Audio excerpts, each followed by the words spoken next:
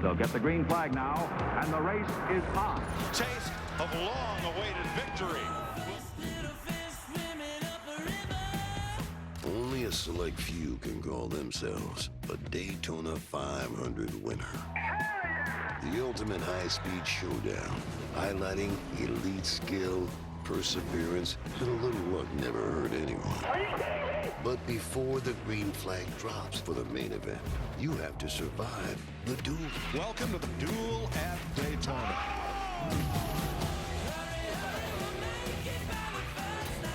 Drivers will battle for spots and a final chance to qualify for NASCAR's crown jewel.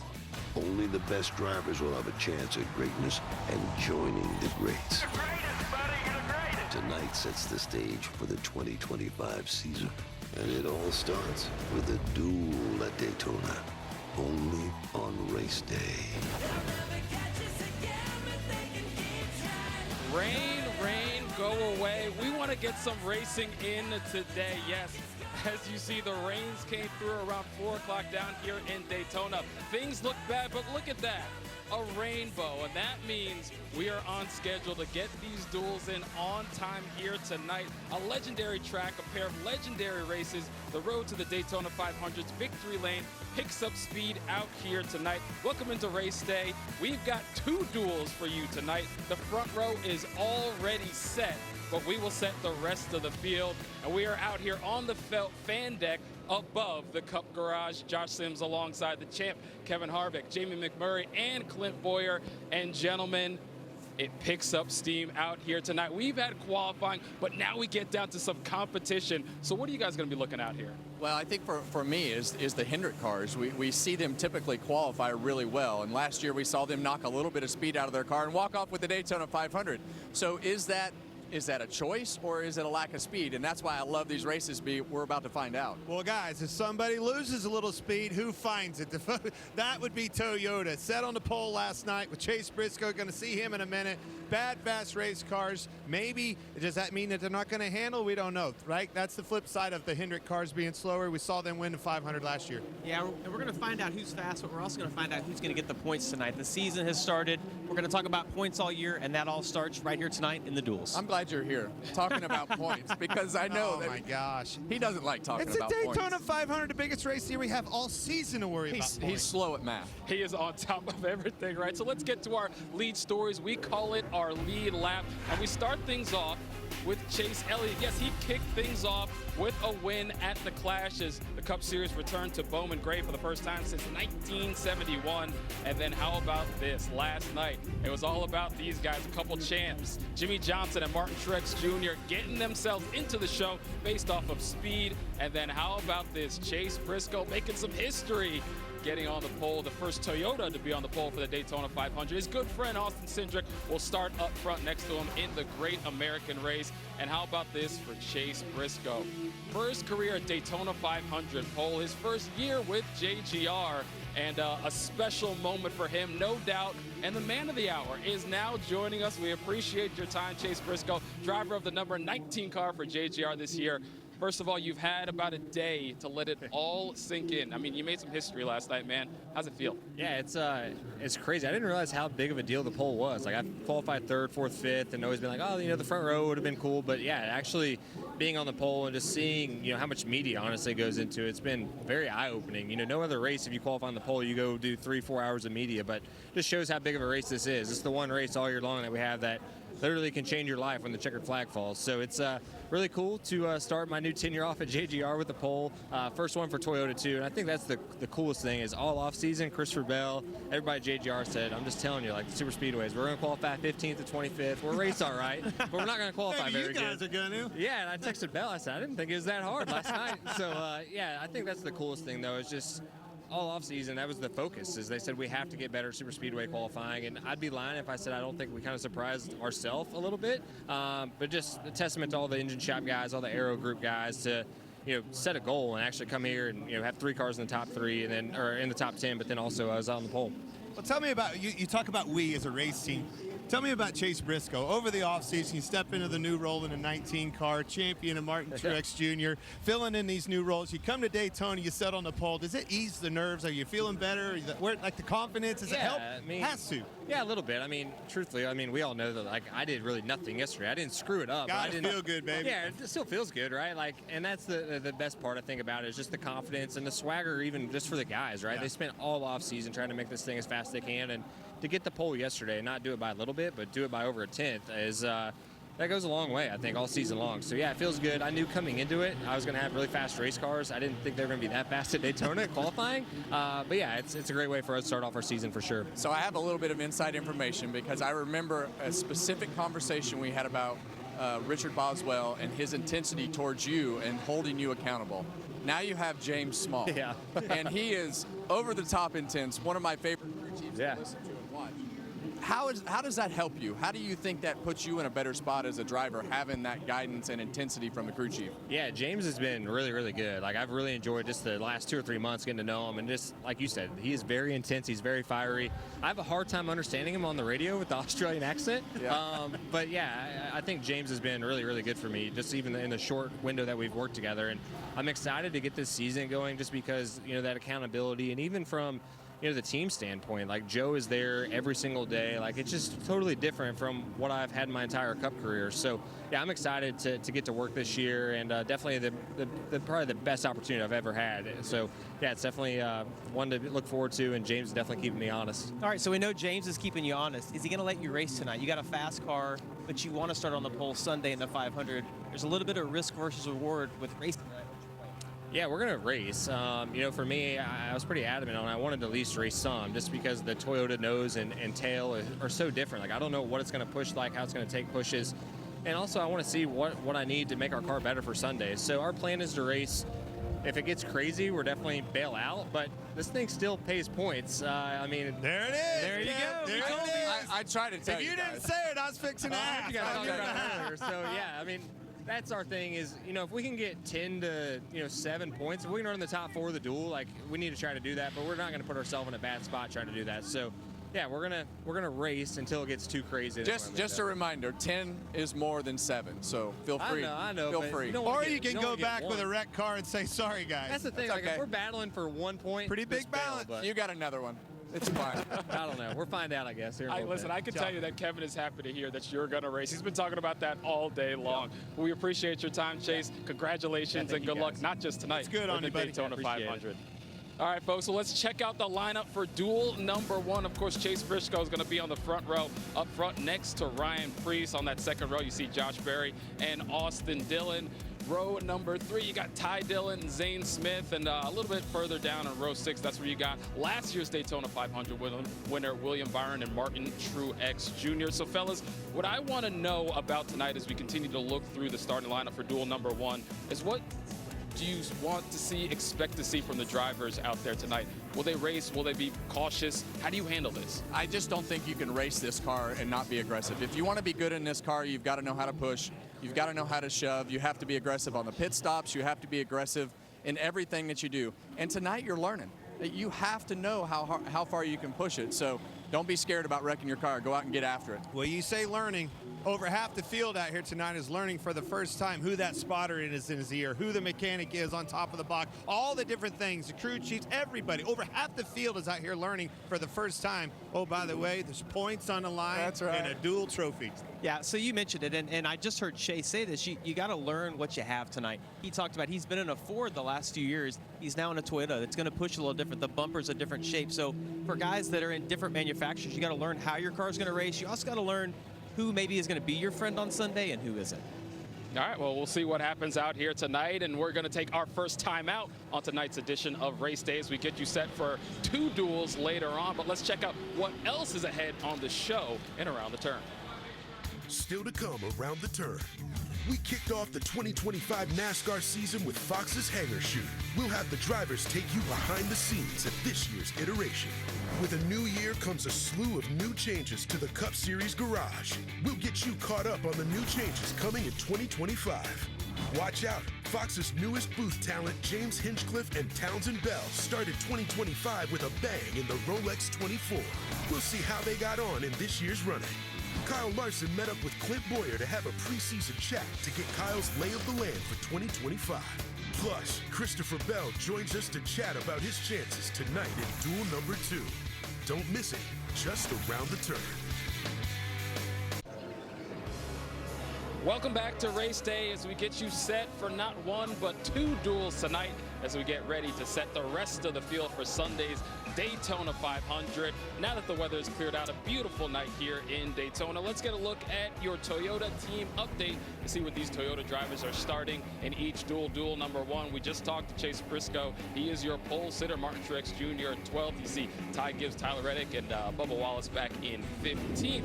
And checking out the Toyota drivers in duel number 2, the highest starting Toyota driver, that is Denny Hamlin, followed by Christopher Bell and Riley Herbst. We know Sunday will be the 67th running of the Daytona 500, and it's been the official start to the season since 1982. Has consistently been that as far as the unofficial starts of the season. That was a couple weeks ago back in Huntersville, North Carolina. That's where we have our hangar shoot. I had a chance to go behind the scenes and catch up with the drivers.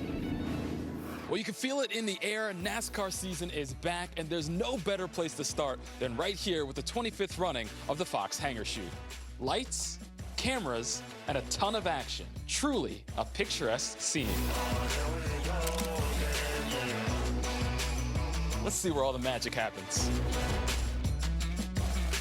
It feels like you're in a club. They got the music's going, the strobes in there. I just like seeing what everybody comes up with. It's a little brighter this go around. You never know what you're gonna get in the Fox Hangar Shoot. There's a lot of interviews, a lot of pictures, a lot of this. It's just all about having good coaches, and there's coaches all over the place that tell you what to do. You know what? The other night I watched Zoolander, so I think that might have helped me. I think this is like my 17th hangar shoot, and every year I feel like the sets get more and more creative. The technology that's displayed is always really cool. It's kind of mind-boggling. I learned last year that, whatever you look like today is what you look like for the rest of the year, so you better get it right. My new teammate, Ryan Preece, is very much into Zoolander. When we do the Fox shoot, it's like, all right, the season is here. We're only a couple weeks away from getting on the racetrack, so that's always a good feeling. Well, they say a picture is worth 1,000 words, but there's not enough words in the English language to describe how awesome this is. And now there's only one thing left to do. Fast forward to the 2025 season. Thanks for joining us. It's time to go racing.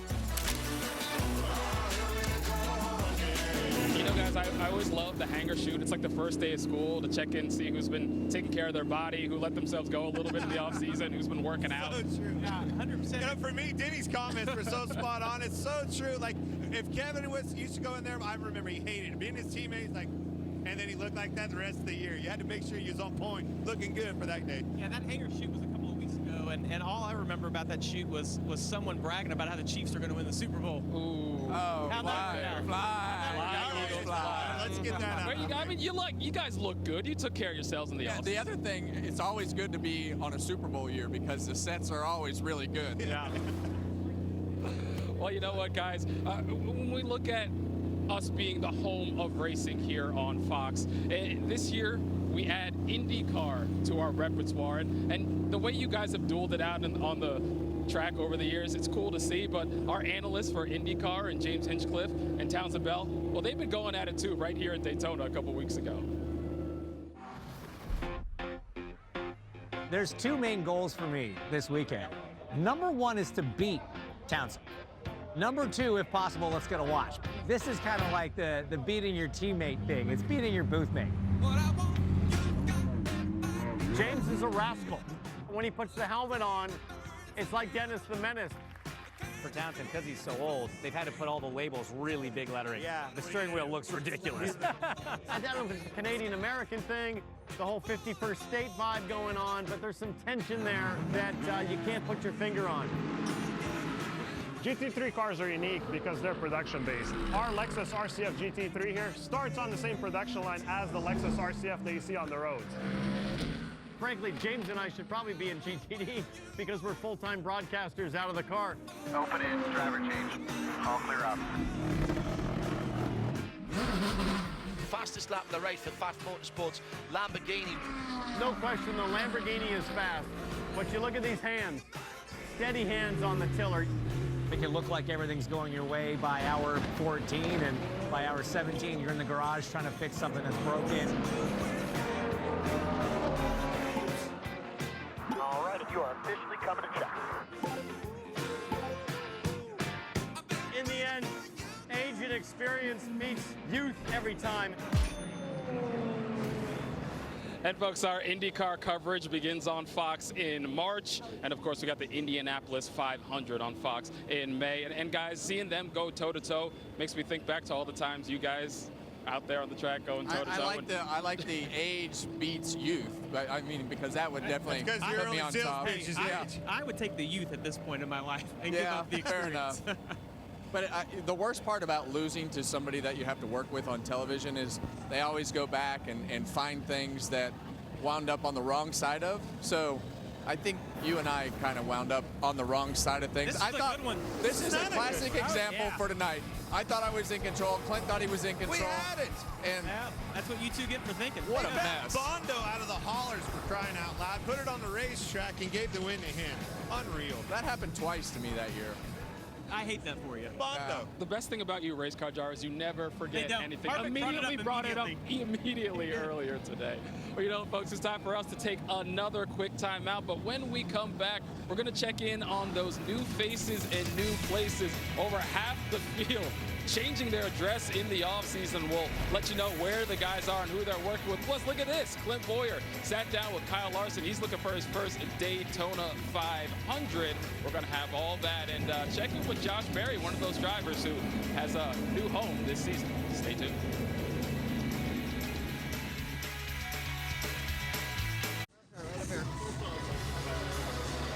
All right, welcome back, everyone. We're talking about new faces and new places. One of those drivers, same team, new car number. That is Todd Gilliland. Well, no, a number of drivers made the move this offseason. So let's take a look at some of the new faces and new places in 2025. Half the field looks different in 2025, but NASCAR on Fox has got you covered. Stewart Haas Racing is now Haas Factory Team, going from 4 cars to 1, with Cole Custer piloting the number 41. Josh Berry left SHR to join the Wood brothers in the number 21 Ford. Chase Briscoe landed at Joe Gibbs Racing to replace Martin Truex Jr. in the number 19.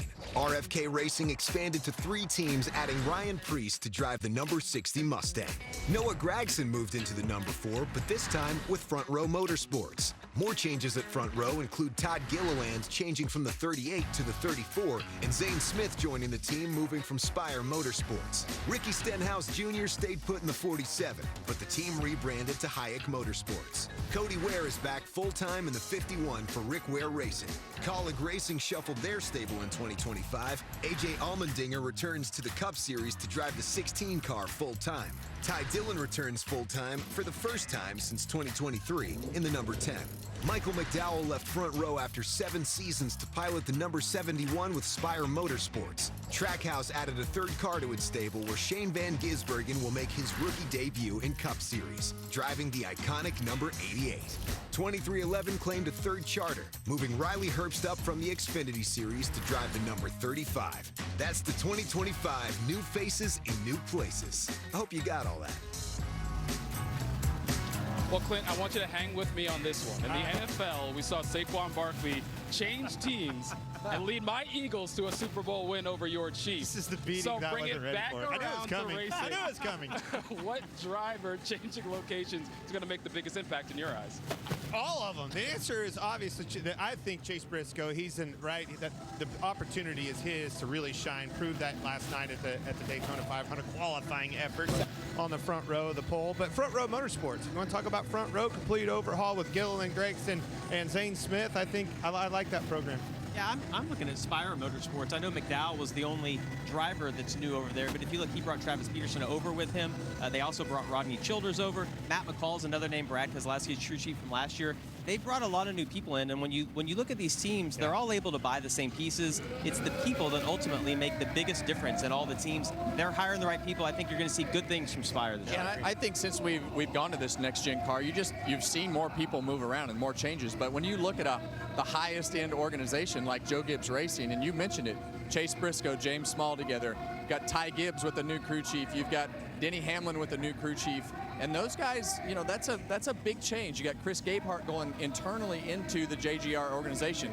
Denny Hamlin fired off good. Christopher Bell is the most stable thing that they have. So right now, tonight, we're getting ready to have all this unfold to start to see, okay, who's clicking, who's going to get off on the right foot. And there will be mistakes There made. will be mistakes. Yes, yep. Well, a lot of changes to keep track of, and we're going to check in with our pit reporter, Jamie Little, who's with another driver who has a new address this year. Yes, Josh Berry is with the Wood Brothers now, and I mean they're celebrating their 75th anniversary, and now you come into this team. What's your impression been like of them with this team that is so deeply rooted in NASCAR?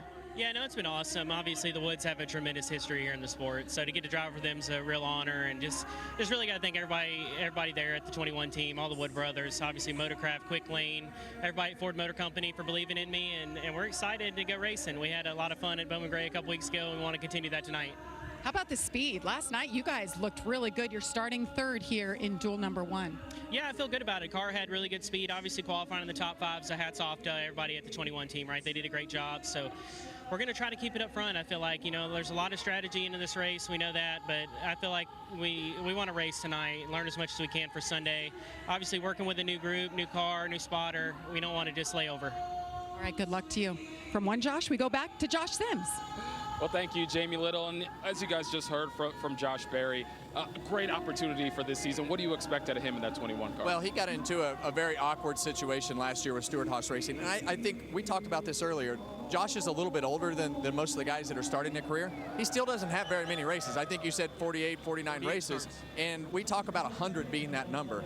Now he's in an organization that has ties with Penske within those walls and able to go over and talk to Joey Logano, Ryan Blaney, to get that experience and have that stable surrounding. I think it's his opportunity to shine this year. So excited for him and the Wood brothers. 75 years, 100 wins, 5 Daytona 500 wins. I mean, legendary, right? And to be able to step in that, I'm excited for him. That is awesome. Yeah, and Kevin mentioned that timing is everything. The timing, if he could have went to Stewart-Haas 3 years ago, they were on top of their game. Yeah. They weren't last year. But when I look at his results, he had 10 DNFs last year. Some of that is going to be team related, but not all of it. Josh is going to have to put himself in better positions. Hopefully being in a better car, you'll make better decisions and not have to try 110%, just give 100. And a lot of times that's when that experience comes from the amount of races that you run, and you get tired of crashing. But Kevin's right.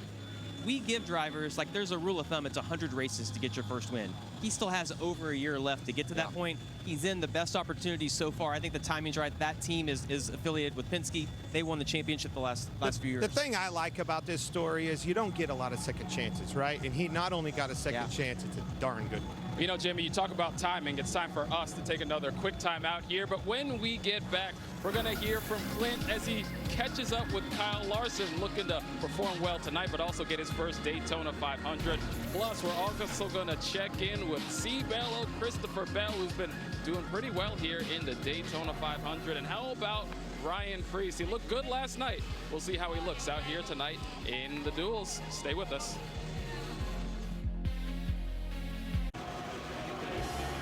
Welcome back into race day from Daytona. All the stars are out, including this guy, 4-time Indianapolis 500 champion, Helio Castroneves. His second day in a Cup car. He's about to go out there and duel, probably the first time in the draft. And you know, as in the past, not every driver is locked into the Great American Race going into tonight. Some need this dual race to get their way into the show. As you see, these drivers, well, they have the pressure on tonight, trying to find their way in. Jimmy Johnson, Martin Truex Jr., they can breathe easy. They got in on speed last night. So, gentlemen, I'm curious the pressure that these gentlemen are feeling going into this race and what you expect from that. Well, first and foremost, they're all rooting for Helio Castroneves. They want him to race his way in, so there's another spot, right? Yeah, and there's the most pressure, I think, on Justin Allgaier because he's in the best car. It's basically a Hendrick-backed car. It's Dale Jr.'s first start in the Cup Series. There's been a lot of effort put into that. I would say Justin had a sleepless night last night just trying to prepare for this and hoping that he doesn't make a mistake that could cost them making it in. Well, if you didn't qualify in last night, like Truex and those guys did, it makes your night long. Oh, it's terrible. But because there's so many scenarios that can take you out of contention, right? Like we saw this with Jimmy Johnson. We thought, he's in good shape. And the next thing you know, he's racing for his life, trying to make the Daytona 500.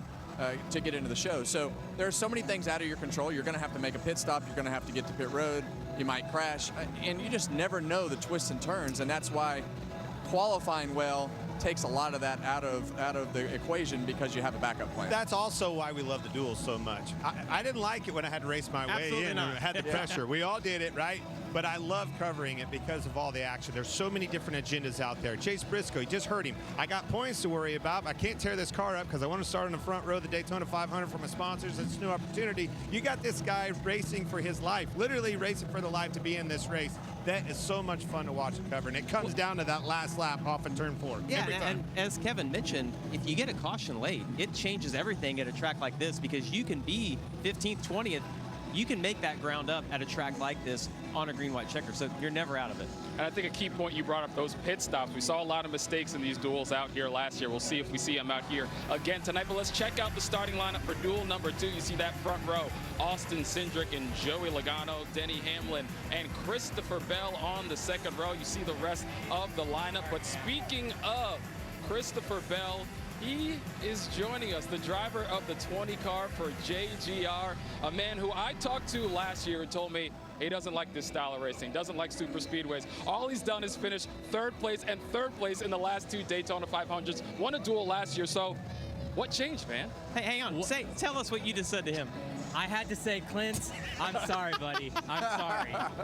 I'll accept it. Are you talking about the Chiefs or his shoes? Hey, look, I didn't get the memo. I guess I'm not on a Jordan program. They all have the exact same shoes on. But I was referencing Sunday's game. Hold on. I'm going right to you, buddy. You say you don't like this, but just like everywhere else, things just keep getting better and better for you, and including this. 3rd place. 100% skill, Clint. 100% skill. I'm a believer in you, Cowboy. Well, I appreciate that. And although those finishes are I hate this racing because so much luck is involved, right? And you prepare every year coming to the Daytona 500 like it is all skill, but this race means so much that there's going to be wrecks. And whenever you wreck in packs like this, it's inevitable, right? And you got to be lucky enough to get through there. And fortunately, it's been really good to us, and we have made it through there. So you just never know what you're going to get. Ride that wave. Yeah, Christopher, you've been around for a while now, and at some point soon, you'll be the leader at Joe Gibbs Racing. You'll be the head guy there.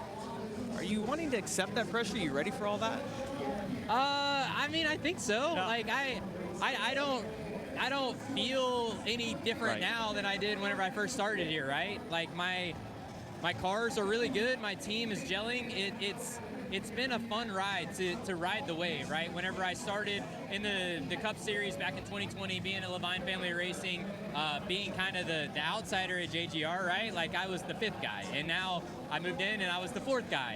And myself and Adam Stevens and everyone on this 20 car has been working together, and our performance and our results have elevated us. Yeah, and you know, the thing that sticks out for me is just the fact that Joe Gibbs kind of took the reins off this year as to what you can do outside of the Cup car.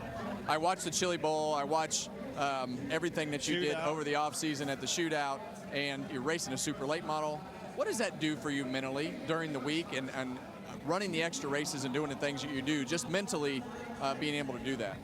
Well, Kevin, I can tell you one thing. The offseason went by a lot faster this year than it has in the last couple. I've had a blast, and going to it started with the Tulsa Shootout. That's my own race cars, right? Myself and my father-in-law, we do those cars together. Cool. We had a lot of success. We won. It was a really cool moment for me to go to the shootout with my father-in-law, win together. And then the Chili Bowl, I was back racing with Keith Kuhn's Motorsports, who gave me my shot and my start. So just getting back to my roots was really fun. Man, I've watched you. I feel like it's helped you mature, right? In a Cup car, it's also built a rivalry that is real. It's alive, guys. If you don't win, he does. That's Kyle Larson. Where are we at with this deal? Is there anybody else you hate to lose to? Probably more not. than him? Probably not. I don't know. It's ironic, right? Like we just show up at the Tulsa Shootout. There's like literally 400 cars in this division, right? And it comes down to us. We run 1-2. Then at the Chili Bowl, I dropped the ball. I didn't finish second to him. He won. But then we go to Volusia, and 2 out of the 4 nights, we run 1-2 again. So I don't know why. So it's real? I don't know why it always comes down to us, but it does feel that way. Do you have that confidence? You're both good, yeah. Do you have that confidence on this Cup side now that you have in those dirt cars when you match up to him? I really do. Yeah. the difference is that there's just so much more that goes into the Cup races, right? So not only are you still driving the car, but you have the strategy involved, the pit crew, and all of the restarts and the choose cone, and like there's so many different things that shake up the track position that take it out of the driver's hands, right? So it has taken me a while to learn this style of racing, and even like Cup is so much different than Xfinity and Truck because the races are so much longer and that there's so many more competitive cars. So it takes a long time to get there, but I do feel like I can do it now. I mean, this guy screams confidence. I don't know why you're asking, Just man. go get lucky again, all right? I will do my best. That's all you can say. That's all you can say. Appreciate your time, Christopher Bell. Good luck tonight and the rest of the weekend. Thank you, guys. Let's check in with some other drivers. And for that, we check in with our pit reporters, Regan Smith and Jamie Little. Jamie? We're talking to some of the drivers down here behind the stage as they get ready to try to qualify and make their way into the field. Anthony Alfredo, you've been in this position before. There's a lot of emotion. How are you feeling about your chances at this point? I feel great about it, honestly. Everybody at Beard Motorsports does an awesome job on their number 62 Chevrolet, and we got Fortified Building Solutions on board, which is a big deal for them coming into the sport and tackling the Daytona 500 with us. We hope to do a lot more with them, but there's nothing like the Great American Race. So I definitely had a less stressful Thursday night last year when we made it on time, but nothing's supposed to be easy, not all the time. So we're going to just have to race our hearts out tonight and see where we end up when the checkered flag falls. Good luck. Regan. Well, another one of the guys that's got to race his way in tonight, Corey LaJoie. It's getting busy up here on this stage. It's going to be like on the racetrack. How's the pressure and the nerves for you right now? Surprisingly low at the moment, Regan. I don't know, because I think I come down here every year with like so much pressure to execute for your team, to set you up for the season, and here, part-time schedule, trying to enjoy the experience. And it's also super cool to have the chance to race our way into the Great American Race. But can't say enough about the Rick Ware guys. Working on our Duramax Take 5 Mustang tonight. We were close to locking it in last night, but not quite close enough, so tonight we got to get it done. Good luck. Have fun out there. Jamie?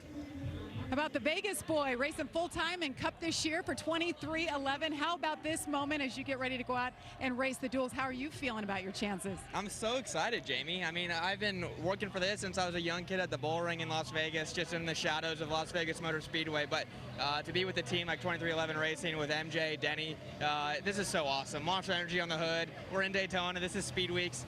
This is what I dreamt for, so I'm just going to go out there, have fun, hopefully get a good starting spot for Sunday, and just try to go learn all 500 on Sunday. Making Vegas proud. Thank you. Regan. Well, Cole Custer making his return to the Cup Series this year. Cole, after a couple years in Xfinity, how nice is it to be a Cup driver again and getting ready to start in the duels? It's awesome. I mean, this is the pinnacle of our sport. You know, everybody wants to be in the Cup Series, competing with the best, and I'm just excited to be back and seeing what we can do. Everybody over the offseason, Haas Factory team has done a great job, working so hard, and we're really excited to get going here and see what we got. You never know what to expect in these duels, but I think we're excited for it to see what we can do. We're looking forward to watching it. These are going to be fun. Jamie? How about Justin Allgaier trying to lock himself in? He has to race his way in tonight for Dale Jr. I know there's been a lot of pressure, a lot of watching you guys. How do you feel? You're starting mid-pack in your duel. I don't think anybody wants to let Dale Jr. down. You know, it's been a rough qualifying effort, but really proud of this team. Everybody on our tribe for their Whiskey Chevrolet. It's been a big effort, and would love nothing more than to get Chris and Stapleton and Dale Jr. and Kelly Earnhardt Miller into the 500. It's gonna be a big weekend. Good luck. Josh. All right, thank you, Jamie and Regan. Great to hear the perspective of those drivers. And speaking of perspective, I want to hear this guy's perspective. He sat down with our Clint Boyer. They talked about a whole bunch of things. I'm excited to see how that turned out. I know it probably went a bunch of different ways. And after the break, we got some racing ahead. Who's going to win their duel? Is it going to be this guy, Joey Logano? He knows how to get around the track here. Or how about this guy, Bubba Wallace? Look at that. Looking for his first Daytona 500 win. Stay with us. We'll be right back. Michigan State, Illinois. Saturday at 7:30 Eastern on Fox Primetime Hoops. Welcome back to Race Day on FS1, part of Speed Weeks, presented by Advent Health. Now we're closing in on all the action. We got 2 duels tonight that's going to set the rest of the lineup for Sunday's Daytona 500. Sunday, Go. there's a party by the beach. Packed house on their feet. A great American race. Let's have some fun. 500 miles, 40 drivers. You never know how this thing's going to shake out. Whoa! but only one gets their name on the Harley J. Earl. It's the 67th running of the Daytona 500. Love it! Sunday, only on Fox. Man, I cannot wait, and we got a jam-packed schedule for you folks out there. You've got Xfinity and Truck on the track tomorrow. We've got an ARCA race, an Xfinity race on Saturday. We got Cup, of course, on Sunday, and leading into that, we have our race day show, and in that show, Clint, you get to sit down with Kyle Larson. How'd that go? It was a lot of fun. You know, it's always weird when you interview a friend. That's a little bit awkward for me. I'd much rather interview somebody you don't even know, but man, it's fun. You can't phase the kid. There's nothing that bothers him.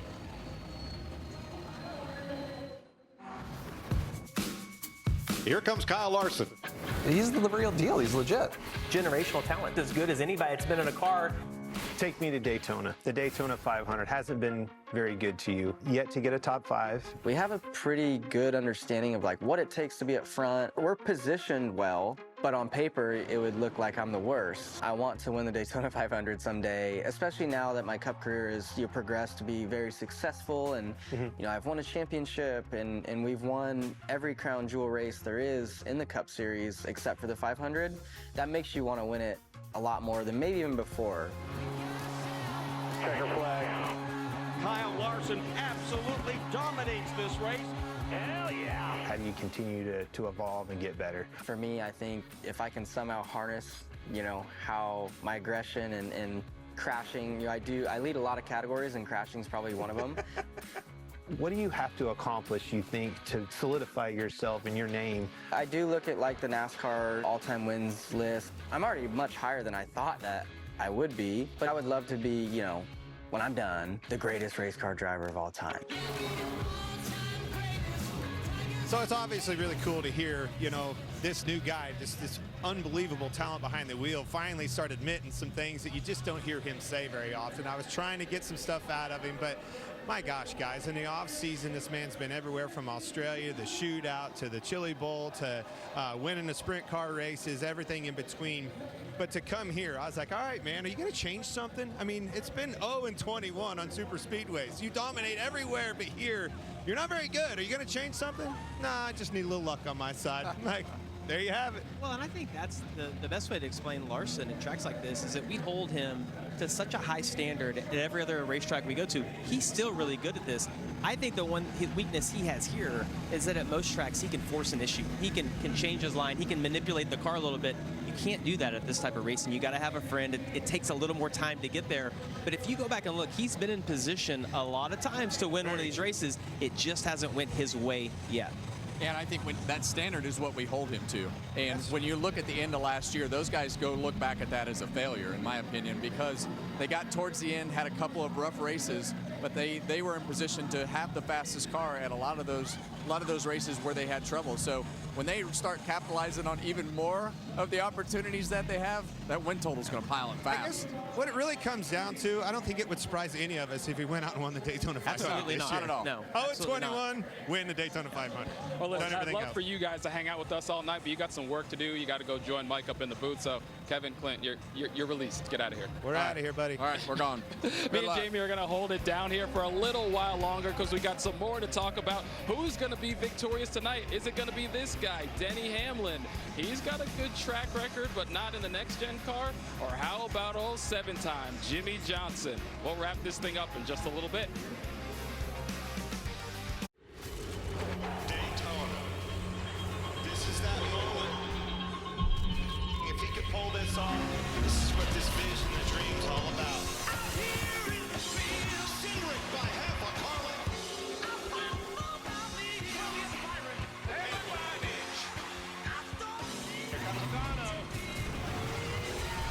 Here they come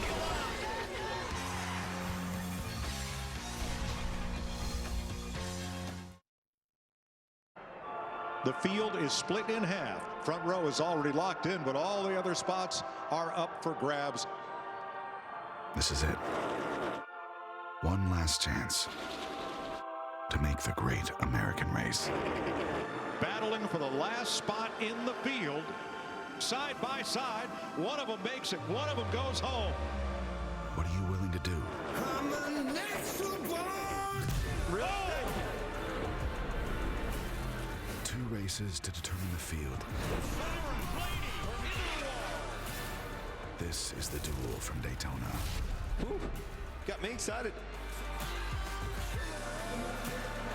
Welcome back to Pit Road here at Daytona. Josh Sims alongside 2010 Daytona 500 champion Jamie McMurray. I love the smile that comes to your face whenever I bring that up, man, because it is a special week and a special weekend with a great American race ahead for us. But we've talked about a number of drivers, so what can you say about Tyler Reddick and his chances? Well, Reddick, I mean, was incredible last year. Obviously made it to the championship 4, and he's been good at this type of racing.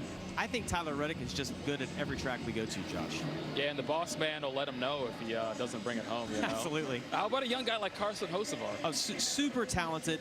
Hocevar just gets himself in trouble every once in a while. He did it at the Clash, had a really fast car last weekend. But again, very similar to Reddick. And I talked about Spire Motorsports earlier in the show. I think Spire Motorsports is on their way up. You see Luke Lambert as crew chief right there. Both of those guys have been working really well together. Expect him to be good tonight. How about old Kyle Busch? Oh, it's 20 years of trying, I think. There from you the go. infamous You nailed words it. of Mike Joy. Yeah, Kyle Busch close last year, the year before, has been good. RCR in general is always good when you go to Daytona or Talladega. Everybody puts a lot of effort into this, but it seems like the ECR engines, RCR group, they just always are able to find that little bit more. And I saw Austin Dillon qualified well tonight. I can tell you he's tired of hearing 20 years of trying. A guy that's not tired of hearing us talk about him, that is Justin Haley in that hat. What do you think of that fit? He would like to have that hat in Victory Lane is what I think. That's quite, I saw that last night when we were doing the qualifying show. That that suit, I believe, that looks like a costume, was exceptional. But, you know, Haley teamed up. You see Rodney Childers right there on his left. Harvick's crew chief in the past, had a lot of success. Rodney's going to bring a lot to that team. Again, Spire Motorsports, they've hired a lot of people in the offseason and some really key quality people. I think you're going to see a lot of good things out of them. Well, that hat is looking good. We'll see if he can get that over to our Jamie Little. But let's just check in with her and see what else she's got cooking. Jamie? Well, Josh, he's a new face in the NASCAR world, a 4-time Indy 500 winner. You've done everything in your career, Elio, but you've never done this, never driven a stock car before. Last night qualifying didn't go as you wished, but what is your plan tonight? How hard are you willing to push? So basically, you know, you can see Ross is starting right in front of me, and I told Ross in the meeting, I said, Ross, I'm going to be following you. If you're going to the pits, I'm going to the pits. If you're going to the garage, I'm going to the garage. If you're going home, I'm going home. So I want to make sure you understand. So I mean, I need to learn. Obviously, I need to understand running around the other cars and understand the draft, understand saving fuel. There's a lot of things going on that I think the folks on TV there might not know. So that's why it's good to have those analysts to understand and explain. So hopefully, I'll be able to learn something. And after the race is finished, I'm going to be enjoying my Frosty from Wendy's. You need to get some French fries to dip in that. So, Elio, one thing that people don't realize, you don't get to test. You have not sat in this car until yesterday. What have the last 24, 48 hours been like? Look, I was very happy that I had at least 14 laps counting with qualifying. So, but you know, in the end of the day, I think you're going to get understanding what's happening, what the car is doing, what the wind is doing, by the way, with the weather. There was so much. You just got to try to do what I don't. I'm going to do what I don't know. You know, I want to make sure that I stay calm and everything I feel comfortable, I'll take a chance. Other than that, I'm not going to take a risk. Hey, Elio, you changed your fire suit since last night. Look at this. He went from the tight legs and IndyCar to the NASCAR style. You're getting it. You're getting it. I'm official now. I'm official. Regan.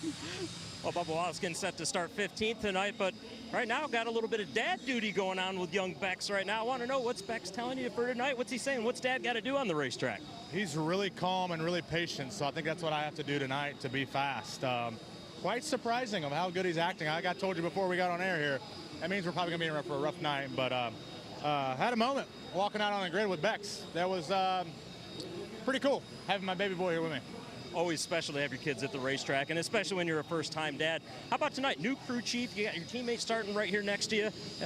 Things seem to be lining up pretty good. I know qualifying wasn't quite what you wanted, but you always find your way to the front. What it is about you and Daytona? I don't know. I mean, you've had good runs here, and you're just like, we'll take it, right? So I think you just got to do everything right, and you don't know when if it's right until it's wrong. So really a big chess match all night long. Excited for Charles' first duels race, see how everything goes there. But Freddie and I, we've been doing it for a really long time, and we trust in each other, trust in his judgment, and we got to do everything right to get us up front. We got some work to do. Qualifying, like you said, didn't go as planned, but all in all, this is the race where you start for the Daytona 500. So we'll go out there and have some fun tonight, be cool, calm, and collected like my baby boy here, and go have some fun. Enjoy those calm moments. Hope the rest of the night is too, now on the track and afterwards. Thanks. Josh? There it is, the true definition of the calm before the storm for Bubba Wallace and everybody else. But it's time to get our driver picks presented by Advent Health. So, Jamie, who are you going with tonight? I am going to go with the first driver that we talked to tonight on our show, Chase Briscoe. He's going to start on the front row. You know you got to have a fast car here at Daytona. I like the fact that he and James Small is going to allow him to race tonight to see what he's going to have for the big race on Sunday. So I like Briscoe. All right, well, I am going with the fan favorite for this one. I'm going with Chase Elliott. I know he's got some work to do to move his way through the field, but the way he started off the season, albeit at the Clash on a short track, but a confident Chase Elliott is a dangerous Chase Elliott. Yeah, and it's going to be really interesting, not just with Chase, but with all the Hendrick Motorsport cars, because typically they qualify well here, and they've struggled a little bit in the race, like with the handling not being good enough. It seems like they've taken a different path, didn't qualify quite as well as we've seen in the past. We're going to find out exactly how they're going to race. I'm curious because last year, before and during both of those duels, I think a big topic was pit road. And we saw some nerves, some issues, some learning new crews. Will we see that out there tonight? Do you expect that? That's a great question. And you'll use this race as a driver to practice getting on pit road. If you do a green flag pit stop, you'll figure out how slick pit stalls are going to be, whether it's entering, exiting. It gives the pit crews a round of reps. I think you'll probably just see fuel tonight. I don't think we'll see tire stops unless it's later in the race. But it's a little bit of practice, Josh, for everything you're going to do in the biggest race of the year on Sunday. All about coordination with this. We are so happy that the rain moved out of here. We're going to get these dual races in here tonight. So let's stay trackside and send it over to our pre-race ceremonies.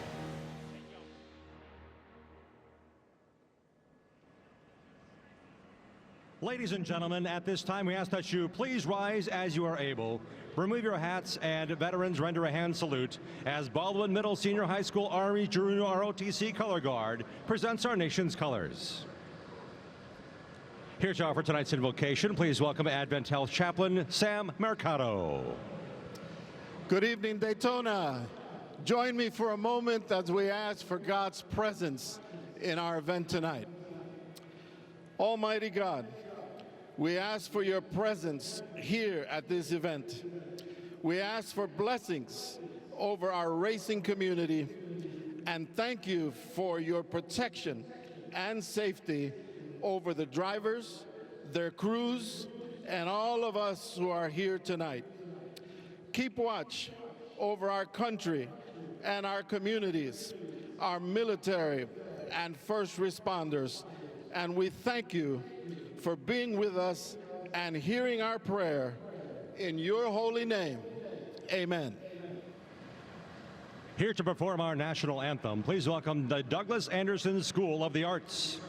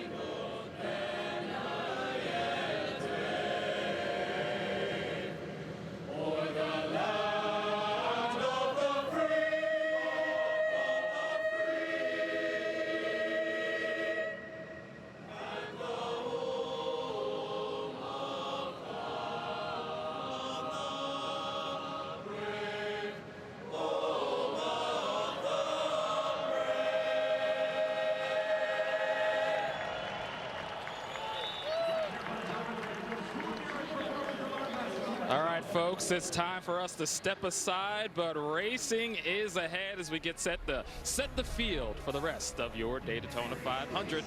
Stay tuned.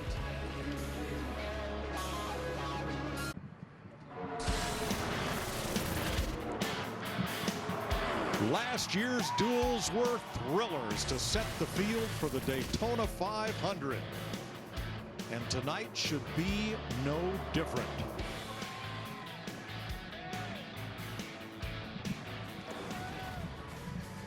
The front row is set. Chase Briscoe has won the pole. Austin Cindric, who will lead the field to green in duel number 2, has the outside pole, but every other position in the starting field is up for grabs tonight.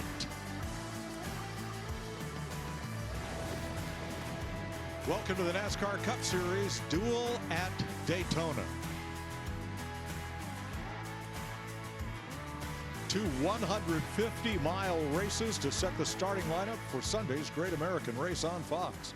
Hi, everybody. Mike Joy along with Kevin Harvick and Clint Boyer as we look forward to what is always one of the most thrilling nights of the year. And this year, it's even more special because the go or go home list is longer than it's been in more than a decade. My gosh, guys, I love the duels, always have, but I love these different agendas. You got cars that are going home. They're literally do or die tonight. They're either going to be in the Daytona 500, Great American Race, or they're going to go home. There's also guys racing for starting position, want to be up front, want to be out of that mess. Pit stall selection, a lot of things going on. Well, there's a lot of new agendas at a lot of teams this year, like you talk about, Ben. And I think the biggest thing about tonight is, okay, now we got to start working together. Now we got to have, whether you have a new spotter, a new crew chief, a new driver, whatever that is, you got to start working through those things in real life conditions. So I think it's important for those guys to learn tonight, to race hard, and put themselves in a position that they hadn't been able to get to so far, and that's a race. There's one more thing. What? You keep reminding me. What's on the line tonight?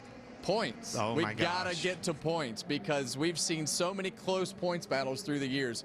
You've got to race for every point that you can get. And just in case you didn't know, 10 is worth more than 9. Well, just in case you didn't know, there's only one chance, ladies and gentlemen, to win this Great American Race, the Daytona 500, right here. Yeah, and I think the other thing that you have to remember too is I wouldn't worry about my car. I think with these cars, I think you have a better opportunity to fix your backup car. In order to be successful at this car, you have to be aggressive. You have to be willing to take risk, and in order to be up front at this, you have to be able to push, shove, and take risks. So take a risk tonight because your backup, they'll get it worked out. Yeah, it wasn't always that way. That's a great point. Now pull that baby out. We're going to re-rack, try again. All right, who do you like in duel number 1? Well, I like Briscoe. I like the speed in his car, but I just don't think that's going to happen. I think Briscoe's going to win. Well, you liked the Chiefs last week, so. Can you believe that? I can't believe that. And this is why, because I heard him say, just like Kevin's been preaching, these 10 points. Points are going to mean something. I want the points. Maybe he holds on to it. Yeah, and I hate to agree with you, but I'm going to agree with you on this particular situation. When you have a car that is that fast, if it handles that good, Mike, on a night like this where you have a shorter race, it's cool, it's night, all those things, the speed matters in this car. You want as much speed as you can tolerate and hang on to in the car. All right, let's check with Josh Sims and Jamie Little. All right, we're joined now by Joey Logano, a guy that has won the Daytona 500 here before. Kevin Harvick up in the booth is talking about the fact that he wants to see drivers be aggressive. He says, you got a backup car for a reason. How aggressive are you going to be out here tonight? Is that how he was? I mean, I think he actually was most of the time. But, you know, there's something to race for, right? There's points on the table. You know, I look at this as a stage. It might not be a playoff point, but there's 10 regular season points that could add up to actually be something at the end of the day. So there's plenty of reason to go out there and race. And, yeah, anytime you put a trophy in front of me, that's going to be enough. But the points are a little added bonus. Yeah, Harvick, we've been talking about the points and how as the season goes on, like these 10 points could be make it or break it into the playoffs or through the rounds. What's your approach tonight, though, Joey? We talked about the level of aggression you can have in this race, and you clearly probably want to race this car on Sunday. So how aggressive can you be? To me, it's the same as coming to the end of a stage, right? The intensity will ratchet up as you come down to the end of the race, but it's not an all or nothing. Right, because it's the same thing as doing the Daytona 500, coming down to the end of the first stage or the second stage. You got to finish the race still, we still want to get our car to the 500 on Sunday. So, like I said, plenty to race for, but you still got to be smart. You know, you're not going to throw the big haymakers like you typically would when it comes to blocks or big moves. But you're still going to see what your car can do. You're going to be willing to accept pushes and do things. You know, our heat or duel, whatever you want to call it. I always call them heat races. You can call it whatever you want. We know what you mean. Technically, but I mean, I feel like our duel is very stacked. There's a lot of really good speedway racers in it, so it'll be a really good race. That's funny. That's exactly what you do. After the duels get produced, you go back and you see who you think's good or not good in yours. And that leads to my next question there. You read my mind a little bit, Jamie. We've been together too long today. But how much is establishing those friends, those guys you can work with on Sunday out there tonight? Yeah, I mean, at this point, we've all worked You don't together. have any friends. I don't know what Josh is talking about. Partners, how Everyone about works that? together because they have selfish motives. That's really what it is.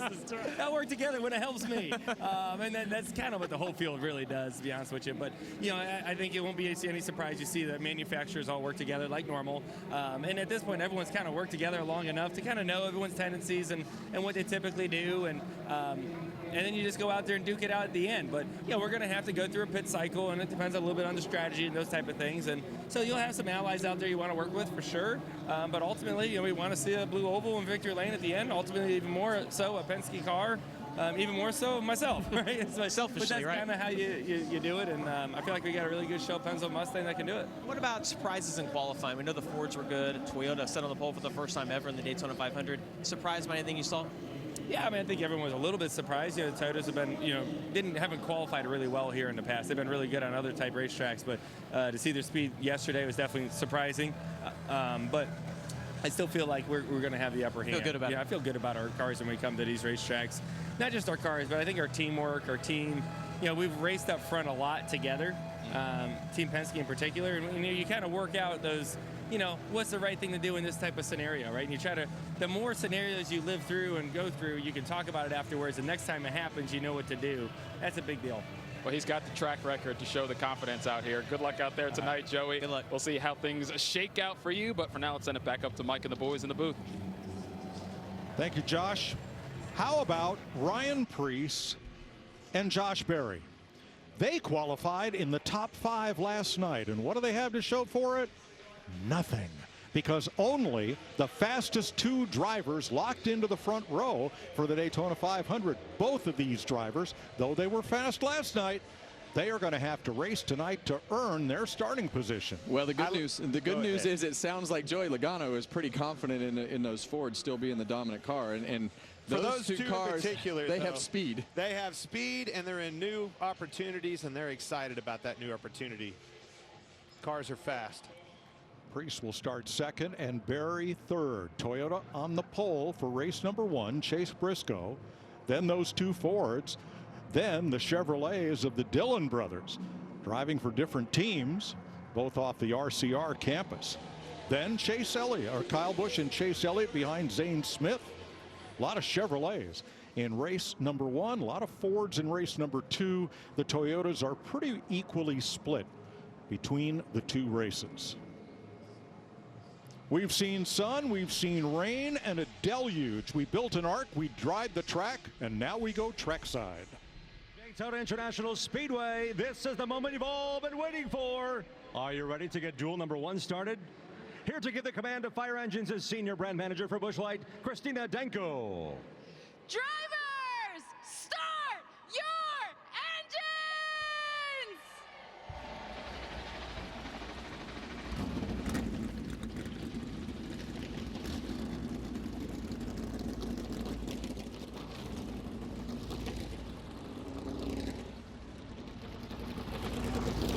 The duel at Daytona.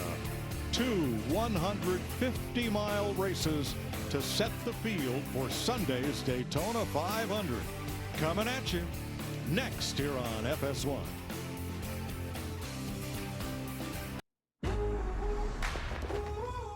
In the darkness. This is the first for Daytona. And behind the machines. The first group of drivers take the reins with one simple goal: to conquer the duel. The stage is set now. It's about to go down. I see the haters come. It's a showdown. If you want to make it to the big show, you're gonna have to pay the piper. Green flag goes in the air. Oh, yeah. 150-mile sprints. Four wide. A lot of unknowns. Ready. Pressure's on them, boys. Set. Go kick some ass. Duel. Welcome to the Duel at Daytona. They roll off pit road, led by Chase Briscoe. And let's show you what we're going to see tonight. In these two 150-lap races, 60 laps, there will be a pit stop. Duel 1 sets the inside lane for the Daytona 500 Sunday. Duel 2 the outside lane. And the two drivers that locked in last night will lead the field to green in the two duels, Chase Briscoe and Austin Cindric. Another Chase, however, has a problem. Wheels off on the number 9. Mechanics working under those wheel wells, and this looks like a brake bleeding issue. Jamie. And that is exactly the issue, Mike. I watched him pull off pit road. What happened, he fired that engine and his brake pedal felt squishy, real like spongy like. They told him to bring it over. So they're working on it here. They're adding brake fluid in there. Of course, all hands on deck trying to get him done, get those wheels back on so he can get back out on the track. So we'll keep an eye on Chase Elliott, Mike. Thanks, Jamie. There are two chases in this race, and one of them starts from the pole. Well, Kevin. let's talk to him. Chase Briscoe, Kevin and Clint up in the booth. Man, congratulations on the Daytona 500 pole. Tell me what you want to learn about your car tonight and all the things that go through your mind in a qualifying race knowing that you have that pole. Yeah, first off, thank you. It's definitely pretty cool to, you know, as long as we get to know that we're going to be on the pole of the 500. But I think for me, the biggest thing is just trying to understand how different, you know, the nose and tail is on the Toyota. That's going to be something I'm going to have to learn, you know, just how it takes pushes, how I can push people, and even understanding just what my car can do and what it's capable of. So, yeah, trying to be, you know, aggressive at times, but also trying to be really smart about what we're doing tonight. So, see how it goes. All right, man. Well, be smart. And we know that your crew chief up on the box, he expects you to win, so no pressure. Oh, man, yeah, pressure's on now. All right, here's the starting lineup for duel number 1. Briscoe shares the front row with Ryan Preece in a Ford, the third fastest qualifier overall, and we'll ride along with him. Row number 2, Josh Berry for the Wood brothers, making his second 500 start, and Austin Dillon, the 2018 Daytona 500 winner. That's a Ford and a Chevrolet. Row number 3, Ty Dillon. He's in a Chevrolet, and Zane Smith in the number 38 Ford. Then we go to the 4th row, Kyle Busch, 20th try to win the 500, and Chase Elliott. Let's dial him up. What do you say, boys? Hey, Kyle Busch, it's Boyer and the boys up in the booth. You got us? Yes, sir. What up? Well, you're up, buddy. 3 dual wins under your belt. What's it going to take to get a 4th? These RCR cars are fast, and I also want to know. You've been feeling, it's got it. You've heard it. We've all been talking about it. 20 years of trying. We heard the legendary Mike Joy's voice over the Dale Earnhardt win. That's got to be on your mind, getting this Harley J. Earl trophy in your hands. Well, first things first, let's try to finish the duel. These RCR cars certainly have been fast. Our Chevys have been running up front, been strong, and contending for wins in both duel races these last 2 years, but we've also wrecked and brought our backup cars out. We've had really good fast cars in the backup during the 500 too. So just got to put it all together. Got to try to execute, do a good job, make sure hit all of our stuff, and stay out of trouble. Trying to win this one, but more importantly, have a car that's capable like this one to go into Sunday's race. Well, buddy, you're one of the best in the business to do it. I can't wait to watch. Good luck. Right on. Thank you.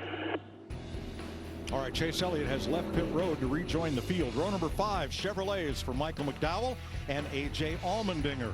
Row 6, the defending 500 champ, William Byron, and Martin Truex in a one-off ride in a Toyota, and he is locked into the field based on qualifying speed. Then it'll be Ty Gibbs and Tyler Reddick, a pair of Toyotas in row 7. In row number 8, Bubba Wallace in a Toyota and Justin Haley's Chevrolet. And then in row 9, the first appearance of Junior Motorsports in the Cup Series for Xfinity champ Justin Allgaier, along with Carson Hocevar in the number 77. Here's Regan Smith. Well, Mike, Dale Earnhardt Jr. is no stranger to high-pressure moments here at Daytona International Speedway, but this is the first time you're trying to get your race car to start the Daytona 500 as an owner. What'd you tell your driver, Justin Allgaier, before he climbed in?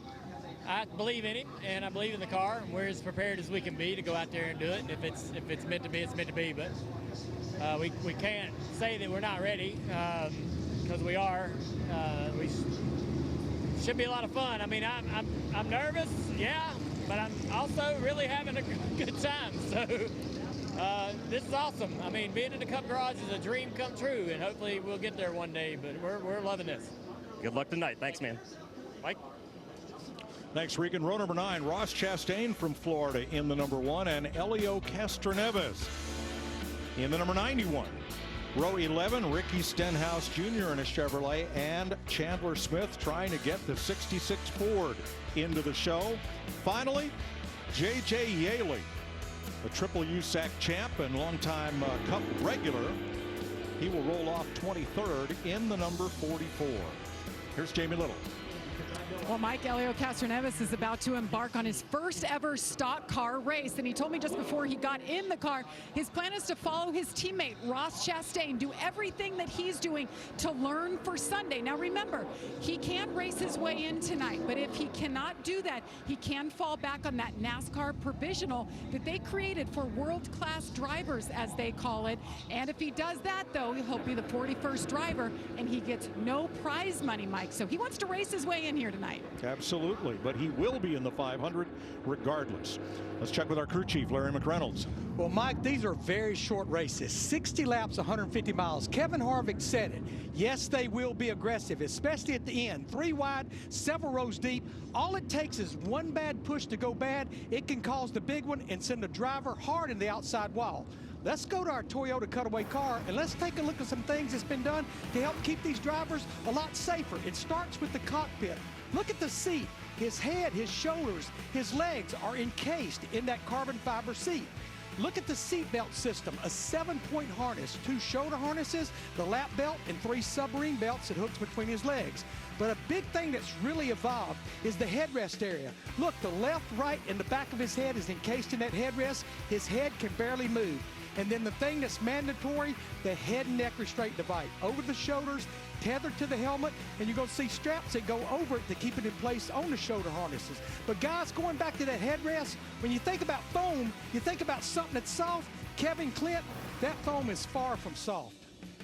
It is definitely not soft, and the reason that's why you don't want it soft, because if it's soft, your head blows right through it, grabs your head, and when you look at these types of hits, and you see Ryan Blaney right here last year, bouncing around, going to get hit again. You saw Ryan Preece in the wreck before that. That little bit stiffer foam keeps everything intact, and when the foam gets too soft, your helmet digs into it and starts to grab your neck, and you don't want that to happen. Yeah, and it's not soft. I mean, it takes a hard impact, but these guys go through it. That frontal impact, keep an eye on that Hans. That's what saved Ryan Preece in that one. One of the hardest hits I've ever seen. We saw Ross Chastain on pit road, so they have an issue, and the hood up. Tonight's honorary pace car driver at the wheel of that Corvette for the first dual race, Buster Otten. He received a milestone award today from NASCAR chairman Jim France. 50 years he has been a NASCAR official. He was the first hauler driver for NASCAR when all they had was one tractor trailer to send to the races for officiating in the early days. Now he oversees the operation of 17 of them to operate the 3 national series and the regional tours. This will be Buster's last race before retiring, and we thank him. Wish him well. Great guy. That is a great guy. Yep. What a day we have had. About 4:15 today, the bottom fell out. In fact, our catering tent just about blew from the I was nervous, to the Mike. beach. We were going with it. We were eating in the tent, and I was like, how am I going to get out of here? Yeah, but the wind came in from the coast, and between that and a bit of sunshine, dried this track in record time. So we're ready to go for 60 laps, 150 miles. The fuel window just 40 to 44 laps, so we will have a pit stop, and it could well be under green. Strength in numbers here, Kevin. A lot of Chevys in the first one, 14 Chevys in this one, right? 4 Fords, 5 Toyotas. Jamie, Ross Chastain has left pit road. What was the issue? He came in, he had a throttle issue, he said it was idling really high, so they weren't sure what was happening. He had a mechanic jump inside the right side of his car. They think they had it figured out, but they had no choice. He had to go, Mike. He will tag the field as they come off turn number 4, looking for the green flag this time. Chastain will start this race more than a half a lap in arrears. Now the race in cars. Truex, Allgaier, Castroneves, Smith, and Yaley. We'll be keeping an eye on them, and we are under green in the first duel at Daytona.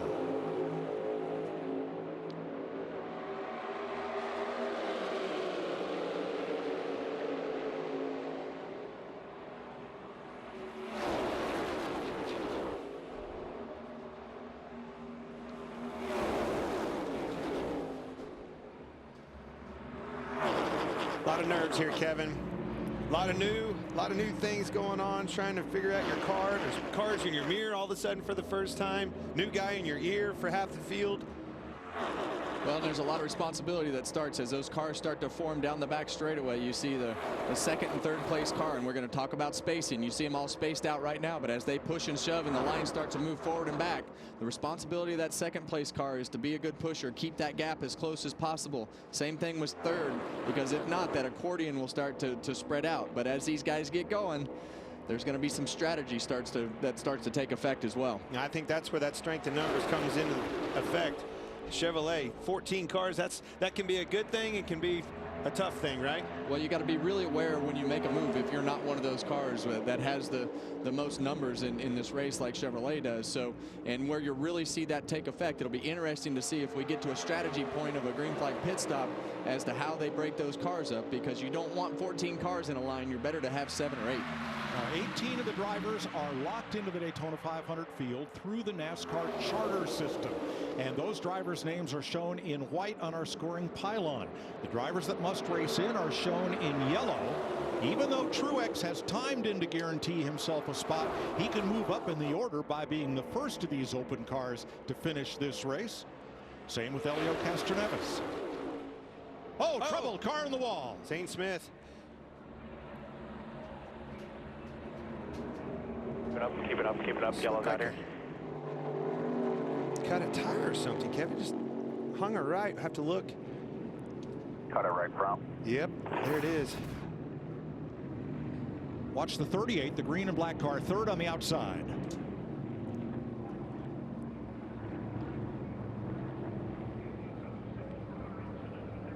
Yep, right front tire went down. You're exactly right, Clint.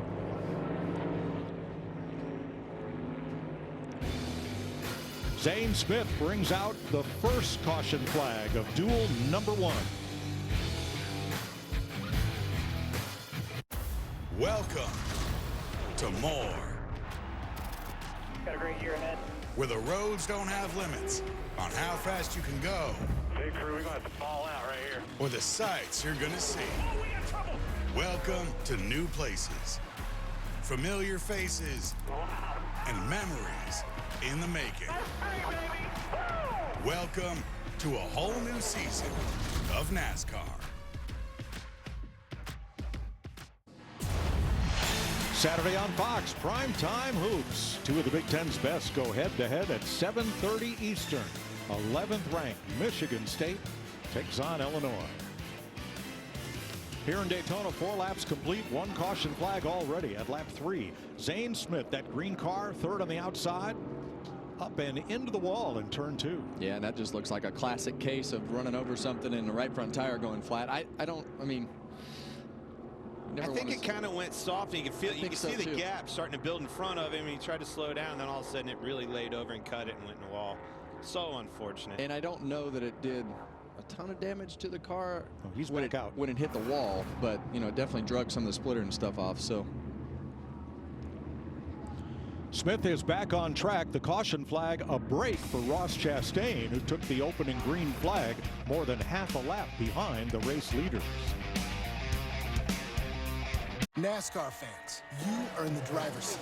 What are you waiting for? Sign up for the free NASCAR Fan Rewards loyalty program today at NASCAR.com/fanrewards. During this caution, a lot of drivers came to pit road for fuel only, just to top off. Bunch of quick stops, and one lengthy one. Justin Allgaier was in to change 4 tires during this caution flag. Well, Justin Allgaier did change 4 tires. That was not the original plan. As he came into the pit stall, slid the tires out of abundance of safety here early on in the race. They decided to go ahead and change those tires. They weren't quite ready for it when it happened, though. Everything worked out fine once they got the stop in, though. Well, here comes most of the rest of the field this time by to come in and top off. Here's some audio from Helio Castroneves' car. Driving up towards that crash. Yeah, I saw everything happening, so I just didn't want to lift too soon. I can see a little bit of air when people are turning. I'm turning a little early, so that keeps my front pretty stable, and I can see what everybody's doing too. Well, he's learning, and I think as you go through this process, he's going to have to go through the situations with the car and understand what does what, because the lingo and the things that he's used to in the IndyCar are just not going to apply like they do here. And the only way to find out, Clint, is to get in the middle of the race and go. No simulation for that.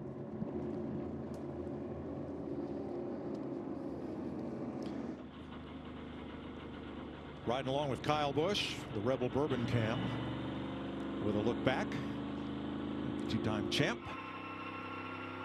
And here is the Toyota Cam on board Bubba Wallace, who also carries a front bumper camera, as well as these. This will be Ryan Preece, the BuildSubmarines.com cam, and Ryan's got a foot cam on board that car that we'll see on Sunday. And the most stickers. Oh, yeah. We don't see much of the foot cam at night, so yeah. That's why I said we'll see it Sunday.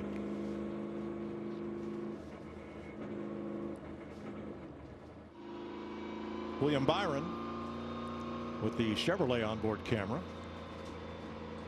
and he'll also have a camera on the rear spoiler, and the Celsius onboard cam for AJ Allmendinger.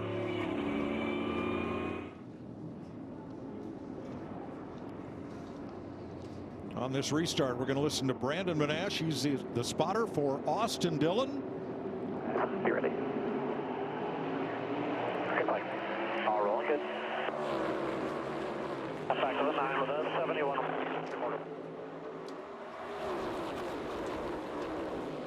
Well, guys, we've seen right off the bat, these cars are all jumbled up from how they started the race. You got some of the Toyotas and other cars that pitted 1 lap later to try to play the fuel game. So we've got a mixed up field and no flow to this race at all so far. A lot has happened. A lot happened before we even dropped the green flag. And now you see that outside line really starting to push and shove, and you see Austin Dillon and Chase Elliott being super aggressive with Josh Berry there to shove him out front. Martin Truex first to the open cars in the 56, ahead of J.J. Yaley and Chandler Smith. And that's the race within the race. We've got the open guys trying to put themselves in a position to make the Daytona 500. The rest of these guys are going for their starting position in the Daytona 500. And you see Josh Berry leading this pack and changing lanes with Chase Elliott right behind him. I think those Chevys were trying to work together there. Austin Dillon and Chase Elliott trying to pair up with McDowell behind them. Didn't quite get it done. Josh Berry's doing a great job blocking the lines and keeping that flow on his side right now. Michael McDowell in third, and that 71 has had a lot of success here at Daytona. He and crew chief Travis Peterson moved over to the Chevrolet camp this year, Inspire Motorsports. There he is in third. Yeah, and you see right there, Chase Elliott, like we talked, he's the most important piece to that line to keep moving forward. His job is to push Josh Berry as much as he can and hope that third place can stay as close as possible to keep those gaps as tight as possible. Yeah, and his spotters let him know it's not only that gap behind him to Chase Elliott, it's that gap with a third place car too, just as important. Chandler Smith has moved into the lead among the open cars. He is in Carl Long's number 66. Named late as a replacement. Their original driver was going to be veteran Mike Wallace. But NASCAR decided Wallace had not been in this Gen 7 car or even raced in the Cup Series in the last 10 years. So they did not allow his entry. Chandler Smith was tapped, and he's going to try to put this car into the field. NASCAR told Wallace, here is a plan. If you want to follow and run in the Daytona 500 next year, we'd love to have you.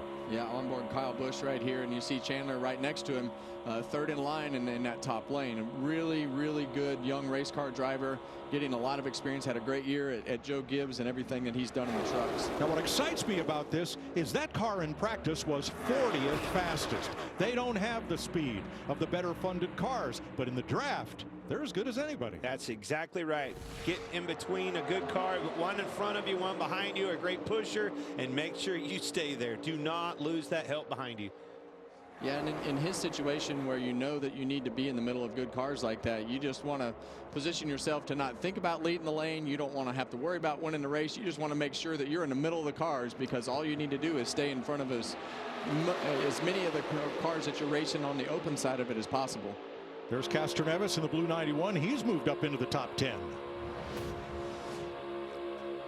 There's the Wendy's cam. Bottom wing starting to get a little better here. That's J.J. Yaley on the outside of William Byron.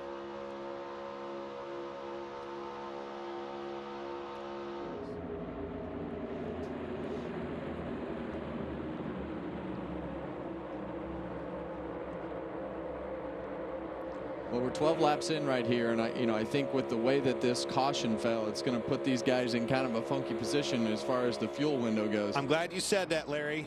We're going to start watching them saving fuel right now already, wouldn't you think? Yeah, because when they all topped off for fuel, that still makes them about 10 to 12 laps short of making it to the end of the race. So why did they pit? It's simply to shorten up the next pit stop, whether it's under green or under caution. Less time in the pit box can mean track position.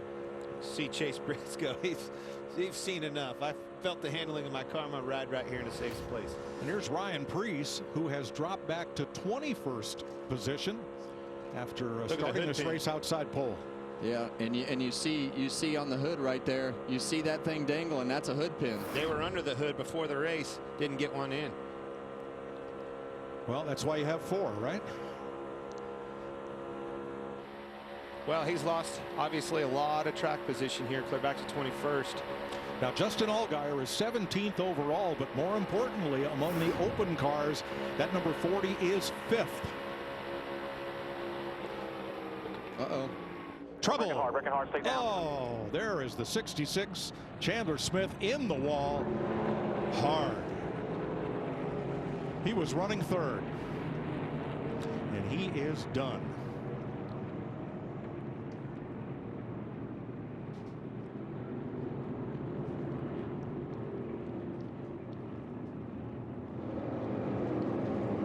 See some damage on the left front of Ty Gibbs. Chandler Smith's car is destroyed. That's a big hit. NASCAR's done a lot of work in the front of these cars to make them softer, so they will crunch up a little bit. But either way, that's a big hit. And there is Castroneves. He was also involved. That's 2 of your open cars. He's got an off-track excursion there and rolls to a stop just shy of that safer barrier. That one has a backup plan, though. Yeah, Chandler Smith did not. No. Castroneves will have that provisional. And he really needed these 60 laps. These were his only opportunity to run and draft and pass cars. It was good to see that window net come down quickly on Chandler Smith's car. That's the signal to safety crews that he is okay. And there he is. Not sure what happened to Castroneves here. Yeah, he was. We're told he was down on the apron, and the car lost control, went off into the grass, rolled to a halt. So remember, he has that provisional that NASCAR introduced this season. Let's see what happened here. Chandler Smith, 66, third place.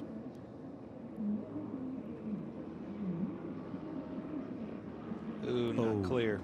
Yeah, and you see.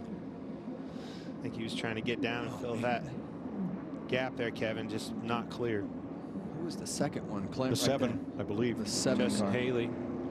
Yeah, and you saw the flames come out of Justin Haley he saw Chandler Smith coming down the racetrack while he was clearly still underneath. And Haley knew that. Yeah, he lifted, tried to stay out of it. He was way too. Yeah, up the side. And it looked like that's a big hit, Kevin. Yeah, there's damage to several cars. See, right all there. Geyer barely getting through there. Priest as well. A lot of cars with some damage. So Bubba Wallace has damage, so does J.J. Yaley, so does Ty Gibbs, and there is the end of the race for Helio Castroneves.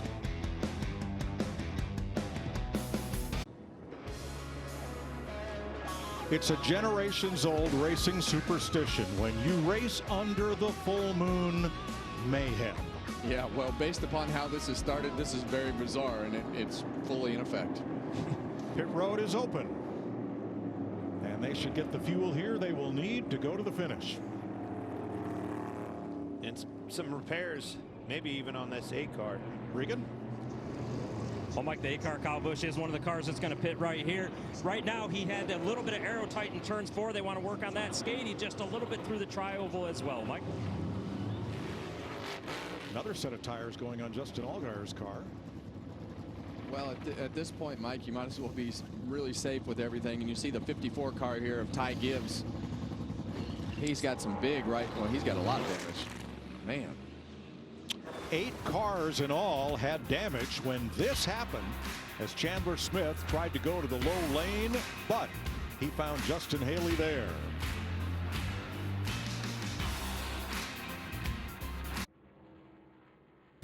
Speed Week rolls on in Daytona with the NASCAR Cup Series, Craftsman Truck Series, Xfinity Series, and ARCA Menard Series on track this week, culminating in the 67th running of the Daytona 500 this Sunday on Fox. Check your local listings or go to NASCAR.com for the latest tune-in information. 17 complete. Couple of cars pitting here as we come to the end of this caution period. Aerial coverage provided by Goodyear. Since 1925, the Goodyear blimp has been inspiring fans to keep looking up and keep driving forward. Glad to have it here for Speed Week in Daytona. 8 cars involved with damage. Chandler Smith out of the race. Justin Haley with damage. Castroneves out. Ty Gibbs, Bubba Wallace, J.J. Yaley, Kyle Busch, Tyler Reddick all received some damage in that one. We'll look to add Michael McDowell to that list as they clean up here. Yeah, you see him sticking the bear bond on there. Try to fill some of those holes to make that thing go as fast as you can, because you want to finish as high as you can. The car's already tore up, so you want to finish as high as you can in order to get the best starting position that you can. Last week, NASCAR honored Dr. James Sicking with the NASCAR Hall of Fame Landmark Award. Watch the impact of Chandler Smith into the safer barrier invented by Dr. Sicking and his associates, and you'll see how that steel barrier backed by foam collapses and mitigates the impact transmitted to that race car and to the driver. Countless lives have been saved by the safer barrier since its implementation. Yeah, look at that. Oh my gosh, here. What a shot.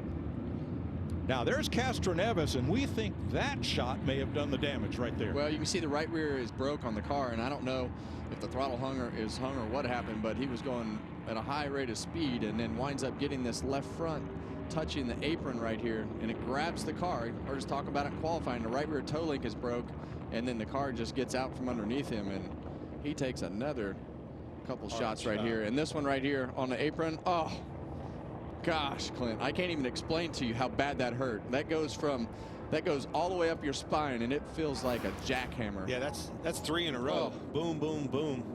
Well, this may be the strangest start to a dual race I have ever seen at Daytona, but we're going to take the restart green with Chase Elliott and Josh Berry up front, Austin Dillon and Ross Chastain, Allmendinger and Byron, Wallace, McDowell, Reddick, and Truex, the top 10. Martin Truex, the 56, Keep an eye on in the race in position. Keep an eye on them open cars. The battle is on. J.J. Yaley, Justin Allgaier, Truex is obviously a big part of that.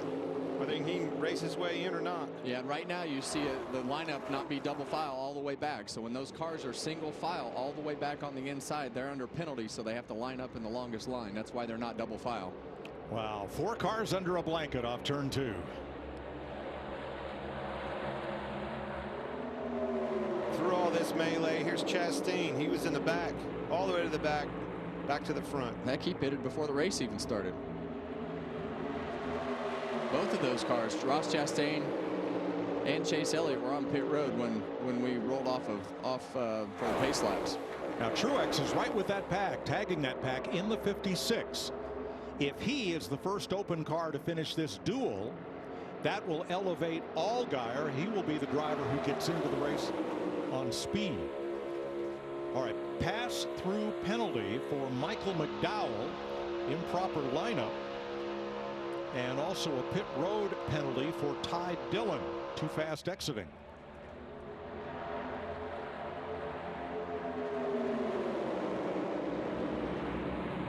Now you see that outside line starting to line up with more cars, and you can get too many cars. I think the optimal when you're single file, if you're not in a pack, is 7 or 8 cars. But this is going to change as the dynamic of the pack is smaller than what it was. So there's definitely going to be some different dynamics that go along with this race with less cars. 16-car lead draft. You know who's not in it? Chase Briscoe. He is well back of any potential for problem here. Yeah, we'll see him more on Sunday. Well, that's why. If he does not complete this race with his pole-sitting car and has to go to a backup, he would lose the pole position. So why take that risk? Yeah, and I was thinking at the beginning of the race, I'm like, man, why aren't you racing? Well, they definitely made the right call. Good thing I'm not in charge. You know, I like the way this caution fell. The race is on. You can see him pushing hard back there. You see McDowell out of the gas. Everybody's, the race is on. No more saving, no more anything. We're going as hard as we can go. Helio Castroneves checked at the infield care center and released. Zane Smith out early from the lap 3 caution. Castroneves out. Justin Haley off track. And Chandler Smith done for the night. And these races, I talked about the size of the field, and these races are always a little bit different than the Daytona 500 because you don't have that same energy with all 40 cars out there that it builds in the pack. So these races are always a little bit less speed than what the Daytona 500 would have, but you still get to work on pushing like we see all 4 of those cars connected up front. I like what I see out of Chastain. That Trackhouse car is fast again. Remember watching this race back, he was right in it. Car pushes great. You can see him come right to the back bumper of Josh Berry.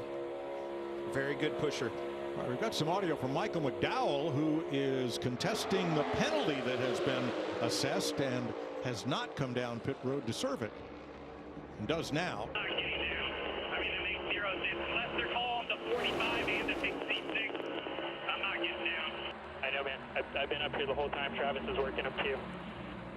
Yeah, you never win those battles, as you see him serve his penalty there on pit road. Speaking of battles lost, there's Josh Berry. Missed that block, got shoved out, and all the way to the back he goes. That fast. Truex still the first open car. He is 8th in the number 56. Allgaier 10th in the number 40. They are nose to tail on the outside, 4th and 5th in line.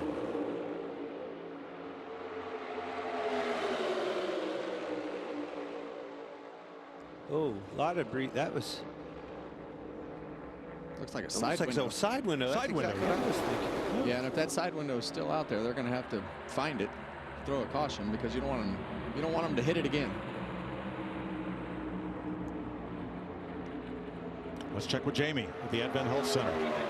Thanks, Mike. Well, it looks like 30 laps is all Helio Castroneves is going to get for practice for Sunday. First off, big hit. Are you okay? And what exactly happened that led to that impact with the wall? Yeah, no, basically I was really taking it easy on the high side and trying to understand. I lost my leader guy, which was Ross Chastain right on the beginning of the race. But then it's just taking it easy, understanding how to approach the throttle, not trying to be too aggressive and not to brake too hard. It's kind of like interesting. It was a lot of fun. I was having a great time.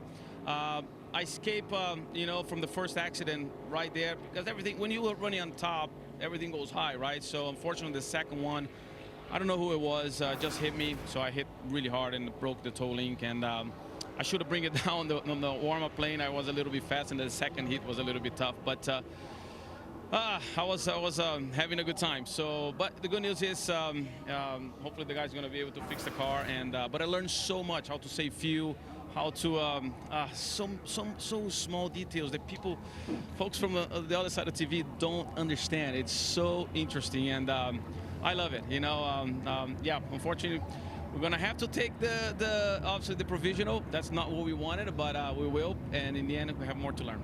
All right, Elio Castroneves will roll off 41st on Sunday. Thanks, Jamie. We're under the third caution of the day. This one for debris, we believe, off Ty Gibbs' car. We will check that when we come back. We're under caution in the duel at Daytona. 12 amateur survivalists started. I just want to go home. 3 are on the brink of extraction. Depending on how cold they get, it's dangerous. Do you push your loved one? Just get him to shore. Or push the button? Hit the button. I'm not pushing the button. Extracted, all new Monday on Fox. And when you look at that Harley J. Earl trophy and you look at the names on that trophy, sure, we have some upsets here and there, but it's the who's who of NASCAR racing. And when you look at the history and everything that goes with the Daytona 500 and what that means to our sport, there's just nothing that matches it, you know, in anything else that we do on the schedule. Well, one of those names is his. Join Kevin every Tuesday and Thursday for NASCAR's #1 on the charts podcast, Kevin Harvick's Happy Hour, presented by Echo Park Automotive. Well, we have a lot of fun on there, Mike. I'll bet. We love to pick on Mamba. There's the beach side, about 6 or 8 miles away, across the Intercoastal Waterway. And Chase Briscoe's had enough. They did make a pit stop. They came back out, ran a couple more laps under caution, and now they're going to put that one safely in the garage and get ready for Sunday, where he will start the Daytona 500 from the pole. Third caution flag, and that is the most in a dual race here since 2018. You know, I remember back these duels, it was always that way. If one was wild, the second one was not so wild, and vice versa. Yeah, and Full moon. I've been on both sides of this. Exactly. I think it was 2005. I decided I was going to give Jimmy Johnson a little bump and wreck the whole field. That hurt. Valve cover was knocked off of it. Saw it going a little differently than. It didn't work out in my head. It worked out fine in my head. It didn't work out on the track. 18 of 23 starters still running, the last of which is Ty Gibbs. He had a lot of right side damage from the crash on lap number 14, and when he lost the right side window, as we showed up there in turn number 2, that debris caused the caution flag. A lot of damage there. And in the battle to make the race, Martin Truex Jr. in 8th place in the 56, ahead of Justin Allgaier in 15th place in the number 40, and J.J. Yaley, whose car has damage, but he is soldiering on right behind in the 44 in 17th position. You see him right there, though. Still not in the clear if you're Allgaier. I know Yaley's car's damaged, but the way this race is going, anything can happen. We complete lap 28 and go back under green. Chase Elliott, Ross Chastain, a pair of Chevys on point. Yeah, and the more cautions that we have, the more aggressive these guys are going to get, because there is no real strategy to needing to save anything. So, you know, when they don't have to work on the strategy saving side of it, they just go after it. So I don't anticipate this race getting any less aggressive. Oh man. Huge push out of Wheelie B from behind. Chevys are strong. Well, I like the way they're pushing. You know how important that is, Kevin. And think back a couple of years ago, we saw huge speed out of the Hendrick cars, but they couldn't push. You know, they couldn't. None of the Chevrolets could really push, and we've seen them push really well tonight. Boy, Byron there in the 24 with an aggressive move to the top to stay with Chastain and hold back Bubba Wallace. That's that spotter communication, so important. You have to be in sync with one another. When he says go high. It has to happen now. Yeah, you cannot second guess it. If you second guess that spotter and make a move after he's told you to do it, usually it causes a wreck. And these guys are so in tune with their spotter and have so much trust that they just, when he tells them high, you go high. Keep an eye on them 2311 cars lined up. Bubba Wallace with his teammate Reddick right on, excuse me, on his bumper. Larry Mack, one of the big surprises in qualifying was that Hendrick Motorsports, who very often scores the pole here at Daytona with one of their fast Chevrolets, put only one car in the top 10 into second round qualifying here last night. Any intel as to, have they changed their game plan? Did they just not have the speed? That was a puzzlement. Well, considering last year that was the first Daytona 500 they had won since Dale Jr. won in 2014. They always came down here and qualified well. We went through a period where we saw them spinning out on their own. So they had the car where it had good speed but wasn't driving good. I felt like even last year they made a little bit of a change in the philosophy at the speedways to make the cars drive good, maybe give up a little qualifying speed. Well, it's a definite balance. I mean, you want the car to go fast, but if you can't push and it doesn't drive good and you can't be aggressive with everything that you need to do with the car and blocking and while you're being pushed, then you're just not going to race very good. So that qualifying speed is great, but winning the Daytona 500 is way more fun. You definitely have a car that's stuck, right? It can't be light on its feet. As soon as a car gets close to you with a push, you start slipping and sliding. You want that thing to have some grip. Ricky Stenhouse with the Xfinity fastest lap, 46.41 seconds.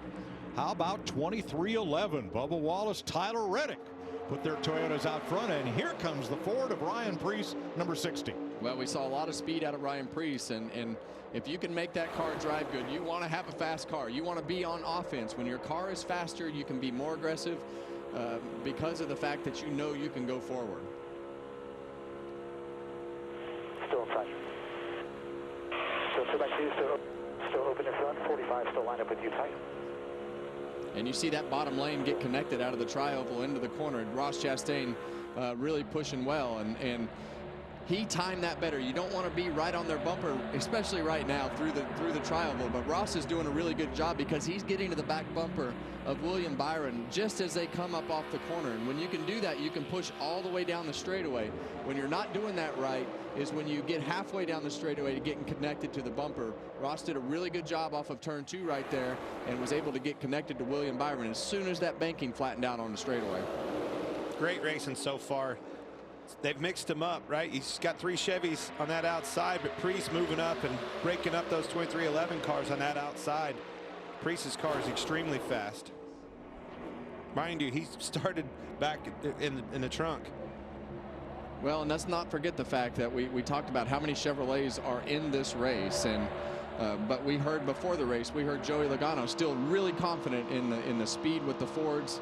And one thing that the Ford can do that the Chevrolets can do it better, they can push really good because of how flat their nose is. I think they've all worked on that and fixed it. I mean, even the Toyotas, we always come down here in them Fords, you know, Kevin, you and I as teammates, we could push so hard and aggressive. They've all made some adjustments to get better on these super speedways, and it's showing. Wallace had come right down on Byron in the corner. You couldn't put a piece of paper between those two cars, trying to keep the 24 down against that double yellow line, below which is no man's land.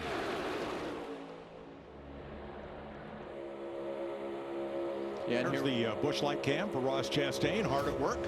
Yeah, and it's fun to walk around Daytona and you see all the signs all over everything.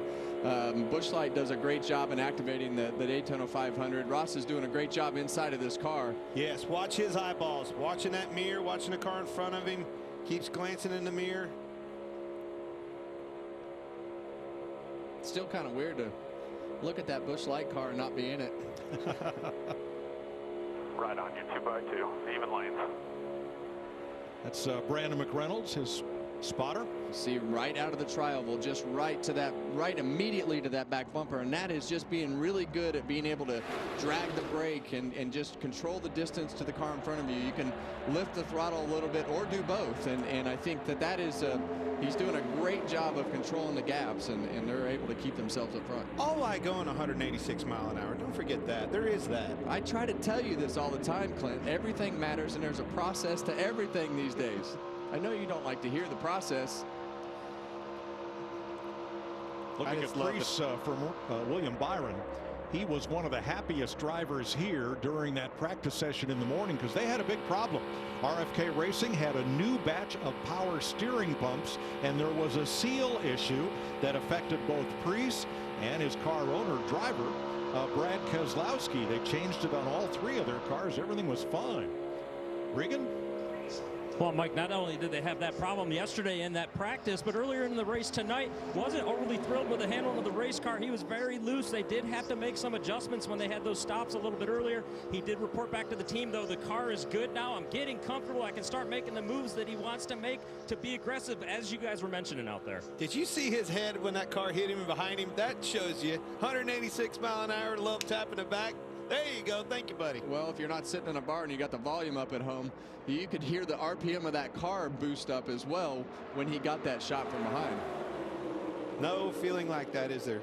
No, and that's what we talked about in the pre-race. And I talk about being aggressive and having to push and having to learn.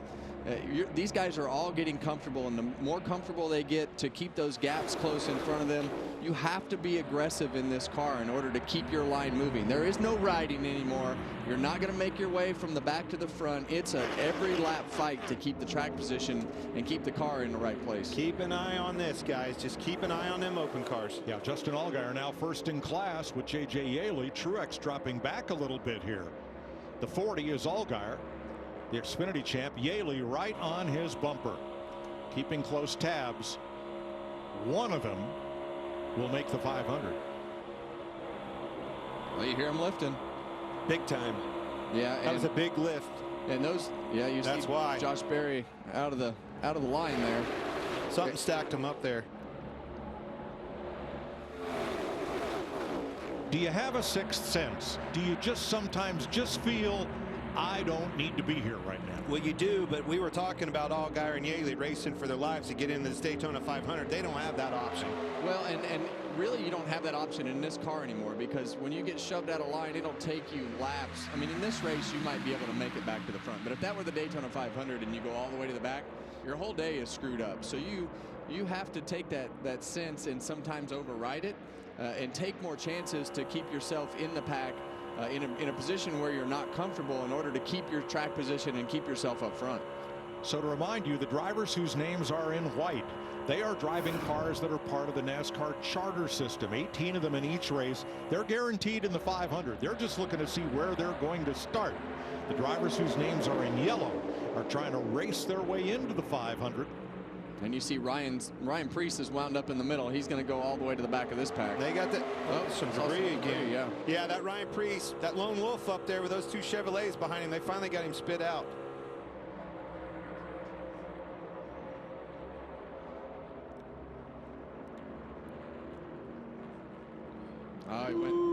He went up the racetrack to try to block, and I think Bubba Wallace was already there. I think he got to get a big push out of Byron getting into the corner. Well, and he ended up in what Darrell Waltrip calls the sucker hole right there, and everybody goes streaming by you on both sides. Yeah, I think he thought he was going to block that line a little bit and wound up just a little bit too late, and luckily Bubba Wallace had somewhere else to go and didn't get turned around. That was close. So Preece back to 14th. William Byron on point, and Darrell Bubba Wallace on the outside. Yeah, and I feel like Ross Chastain as the pusher down there. When you get into those zones where you're just locked in and everything is working perfectly and you've got the timing of all the pedals right and you can control that gap within inches, I feel like that's where Ross is right now behind that 24 car, and you wind up with cars that you just feel more comfortable pushing than other cars, and they're definitely doing a really good job. And I think you're spot on in that he's in good company. He's got Byron, the two teammates of Byron and Chase Elliott right behind him. Those three Chevrolets teamed up. Well, Michael Jordan should be smiling. His two Toyotas are out in front of the field right here. Bubba Wallace and Tyler Reddick for the team owned by Jordan and Denny Hamlin.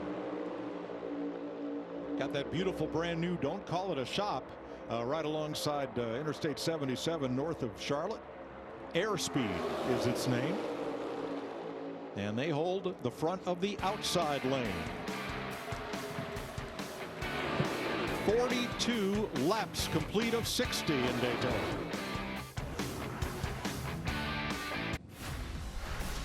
Two iconic schools tip off on Fox College Hoops Friday. 8 Eastern. UCLA takes on Indiana in a primetime Big Ten battle. We're under caution for debris in the back straightaway here at Daytona. 43 complete of 60 laps in the first of the two dual races to set the Daytona 500 field. And here's Martin Truex on pit road, and so is Josh Berry. Tires for Truex's Toyota. And Carson Hocevar gets a splash. He comes back out, and Josh Berry's getting tires as well.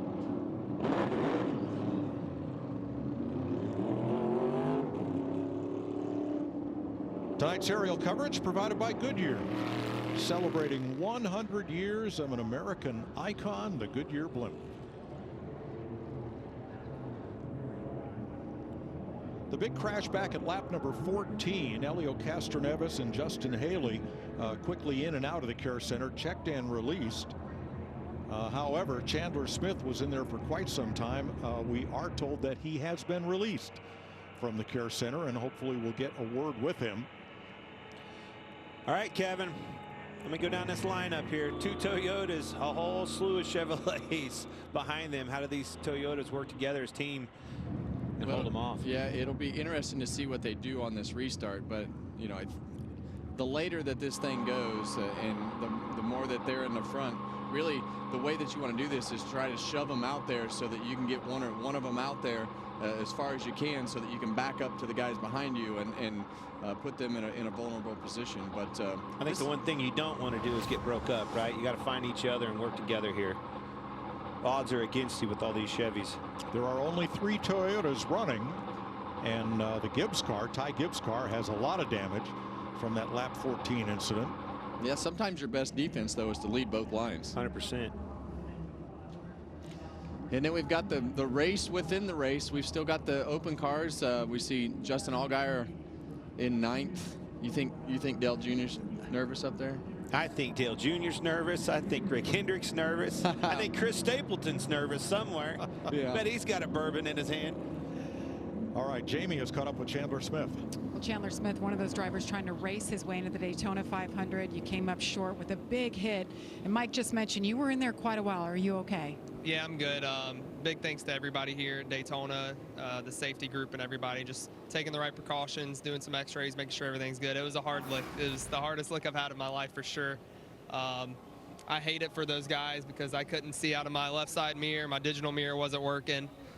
So honestly didn't know 100% where the 7 was. Last I heard was 7 was getting ready to start coming back inside. So I went down to try to block it, but obviously just a bad judgment call on me, and that's completely on me. So super upset with myself a little bit about that. There's a lot of really good race cars that got torn up tonight that didn't need to happen. So really, really appreciative of Garage 66 and Quick Type Products giving me this opportunity to run for the Daytona 500 again and try to attempt to make it in. And yeah, just thankful for everybody here at Daytona that's on the safety group that took the right precautions to make sure I was all good. All right, we'll see Chandler Smith tomorrow night in the Craftsman Truck Series. Right, he'll be there for the full season. The 22-year-old from Talking Rock, Georgia, was trying to make his first Daytona 500. Here's William Byron and company. Holy, this thing's a handful, bud. All good. I think a little bit sketchy. Like just that transition just let me go a little sooner, but everything else was fine. The way he was pushing everything, try to keep it straight. Yeah, and that's that balance that we talk about, Clint, before the race. You want your car to be as fast as it can go, and you still drive it. And you know, Williams, like, sounds like he's on the verge. He's on the verge of being uncomfortable, but you know, it's definitely, you want it to go as fast as it can go, and sometimes that's not comfortable. Speaking on the verge, he's a little bit on the verge of being uncomfortable as well. He's going to see that out of him. He's going to need some of that Traveler whiskey by the time the night's over. Dale Earnhardt Jr.'s car is 9th with Justin Allgaier. J.J. Yaley is 11th. Martin Truex is 17th. As we go back to green, Byron and Wallace on the front row.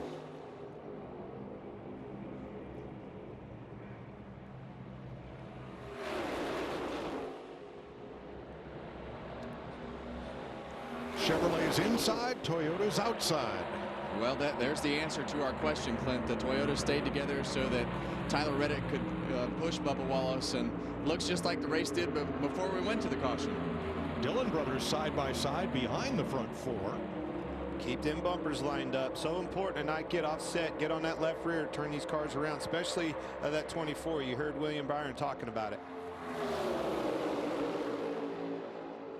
As these races get towards the end, you wind up being a little bit more aggressive, and on Sunday you'll definitely see some chaos at the end of the race from bumps being too hard. I don't anticipate that being a lot different tonight. They put a checkered flag out there and a trophy. These guys are going to continue to be aggressive, and we continue to see the aggressive you know, pushes from Ross Chastain and Tyler Reddick in that second row, and it's only going to get harder.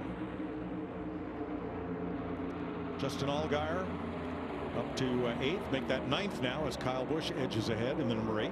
I tell you what, Ty Dillon's doing a whale of a job. You see him right there, third car on that outside, and a 10 car, staying right there with it. Now we tend to lump him in with the RCR cars because, after all, he is a Childress. Richard is his grandfather, but he drives for Kaulig Racing, located on the Richard Childress Racing campus in Welcome, North Carolina. But Matt Kaulig's operation is a separate entity from RCR. Now 3 wide. I still haven't given up on Priest. He's the lone wolf forward out there, but that car is extremely fast. We saw it last night, and I've seen it again tonight. He's been from the front to the back to the front before, and I think he can do it again. Oh, and the 3 racing cars were 3 abreast there for a second. Comes Ty Dillon to the inside of Reddick, breaking these Toyotas up. Byron, can he fill the hole? Coming. Comes his help. Yeah, and I'm sure that Ty Dillon thought that Chase Elliott would probably go with him right there, being another Chevrolet. Obviously, Chase felt like he needed to stay in that top line to keep himself in the position that he thought he needed to be to win. Austin Dillon got kicked back to 10th and all that. And you see a third line starting to form back up with Josh Berry on the outside. That's going to be tough to do. And Allgaier is back there with him. He's got work to do now to make the 500. Yeah, he is. Lost ground on Yaley. Ooh. See the 24 get in the back of the 10 car right there, and the 10 car kind of jerk around. I heard William Byron saying that his car was sketchy with the help of Chastain behind him. He was in the lead. It's probably going to be amplified even more with Ty Dillon, a car in front of him. Well, and Ross Chastain's still going to be really aggressive, and now William Byron's having to learn everything that Ross Chastain already knows because he hasn't pushed the whole race. Well, my point was it takes even more air off your car.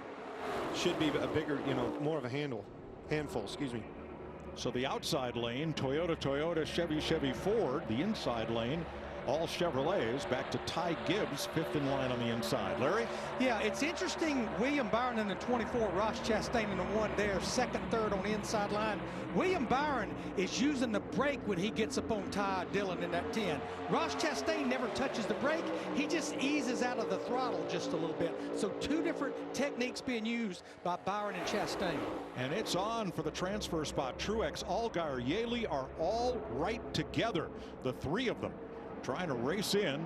Allgaier on the bottom, no help. You see him back there on both sides. And that guy he's racing, J.J. Yaley's on the outside of Stenhouse. He's in the middle. They're trying to get up there.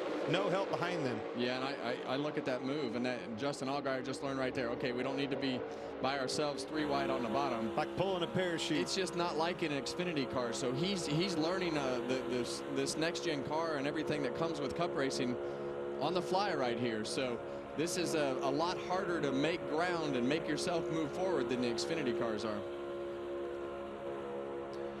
just proves that these cars can be tore up like Ty Gibbs right there. You see it, but if you have cars in front of you, if you get in that draft with these cars, you can kind of hold your own. It's badly damaged as it is. That outside lane is much more formed. It's got a few more cars in it. The bottom keeps coming and going back and forth, so it'll be interesting to see if that organization on the top can maintain its speed. Truex has the transfer spot right now. Now his qualifying speed would get him into the 500, but he'll move up based on that position. And if he is there at the checkered flag, that would advance Allgaier on speed. But we still have 8 laps to figure this all out. Just look at the connection of those cars, the connectivity on the outside line versus the bottom. That chain is broke up on the bottom. You got to keep those cars tight. Keep the momentum on your side. But those, even though that bottom lane is broke up, those guys are able to manage to keep up. And you see Allgaier on the top again up there. Right next to Yaley. 7 different leaders last year in both dual races. The winner led only the final lap. Yeah, and just like the bottom move right there, you're just not going to make anything happen by yourself with one car behind you. No, but the nerves are getting to you now. The laps are winding down, 7 to go. Still got to be patient. I understand. I can also understand his point, man. We have to make something happen. He's wanting around Stenhouse on that outside. But that's the hardest thing to learn about this style of cup racing. You're not going to make anything happen, right? Like, you're just going to have to go with the bottom line, put yourself in a position to have that line shuffle. And when all hell breaks loose here at the end of this race, when everybody goes everywhere, you need to be able to capitalize on that by being in the pack. Every position you gain moves you a full row forward in Sunday's starting lineup, and within the top 10 gets you another championship point. Saw another shot. Chastain approached that 24 bumper. He started wiggling a lot, just like he's saying. You could see the car loose. Yaley in the transfer spot now, 12th.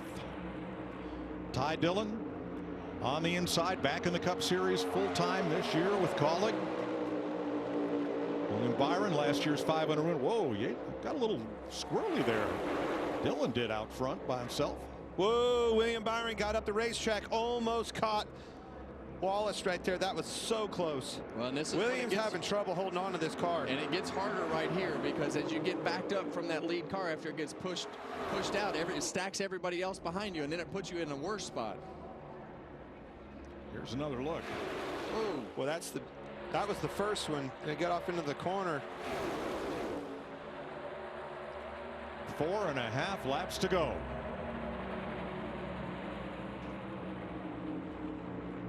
You think these guys are pushing? They're all over the place. Big time pushes from the back. And that's just what you have to do, and that's the style of racing that this car creates.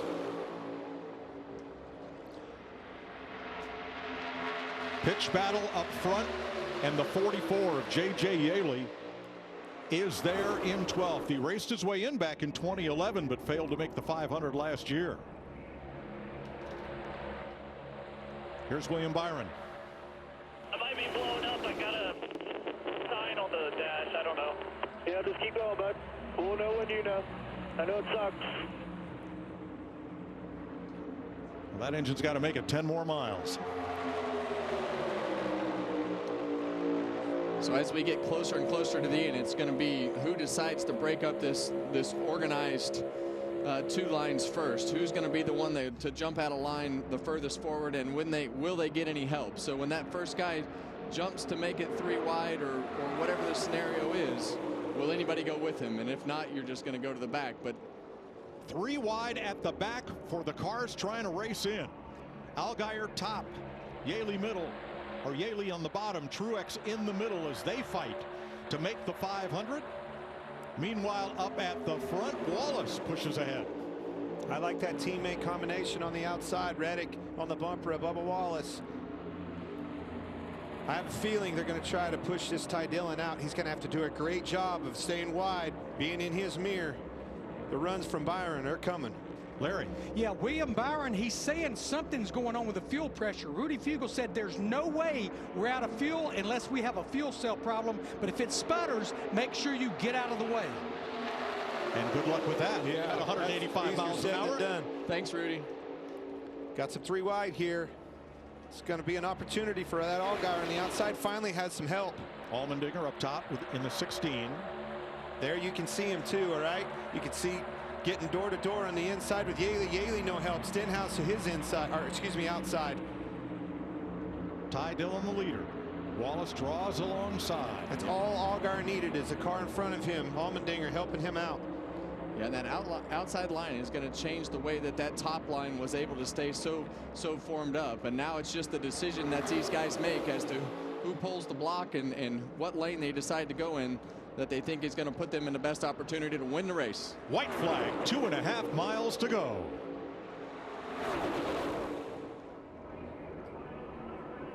Man, this is awesome. Bubba's out front. Don't get it too far out front. Yeah, and now that outside lane has been able to pull that second lane back, it's let all 3 lanes be pretty even. He has officially lost his teammate. It's going to come down to turn 3. That 3 wide slowed them all down. Got 2 cars in between him and his teammate. Big runs to the outside. One toy. Oh, and Dillon's in the wall. He moved up to the top to try to block the advance of Allmendinger. Brushed the wall, but here they come for the flag. Wallace the leader. Byron on the bottom. Reddick in the middle. Dillon up top. Off turn 4. And to the stripe. Bubba Wallace for 23-11 gets the checkered flag. And I really didn't think that Ty Dillon's car was going to be able to last. He hit the wall hard. Somehow, some way, he kept it up. And how about this? Justin Allgaier officially in the Daytona 500. Dale Jr. on fire. That's cool. Allgaier finishes 9th. Wallace's Toyota holds off the Chevrolets of Byron, Ty Dillon, and Chastain. Then Wallace's Toyota teammate Reddick. And the rest of the top 10 all Chevys. Allmendinger, Austin Dillon. I've always wanted one of those. Let's go. Elliott, Allgaier, and Kyle Busch. Bubba Wallace, a great super speedway racer. Does a good job. Doesn't surprise me in the least. Man, what a nerve-wracking last lap for Dale Earnhardt Jr. and company. Holy cow. Yeah, but what a great last lap for Bubba Wallace. Great job by these guys. And like you said, Clinton, Bubba always does a great job on the super speedways. I said this during the qualifying show, but I got to spend a lot of time with Bubba over the summer. New at being a dad. So he's had a lot of things change in his life. He seems so relaxed, and now you get the results and confidence with a win. And had to do it by himself, right? Lost his help with Reddick behind him and did a good job of blocking all 3 of those lanes and staying in the front. It's the second dual win for 23-11 Racing, and Bubba's first. He led 6 times for 20 laps, leading more laps than anybody else in this field. Chase Elliott led 14. Josh Berry led 6. Martin Truex Jr. will advance to the 500 on speed, and it means that J.J. Yaley and Chandler Smith will head home.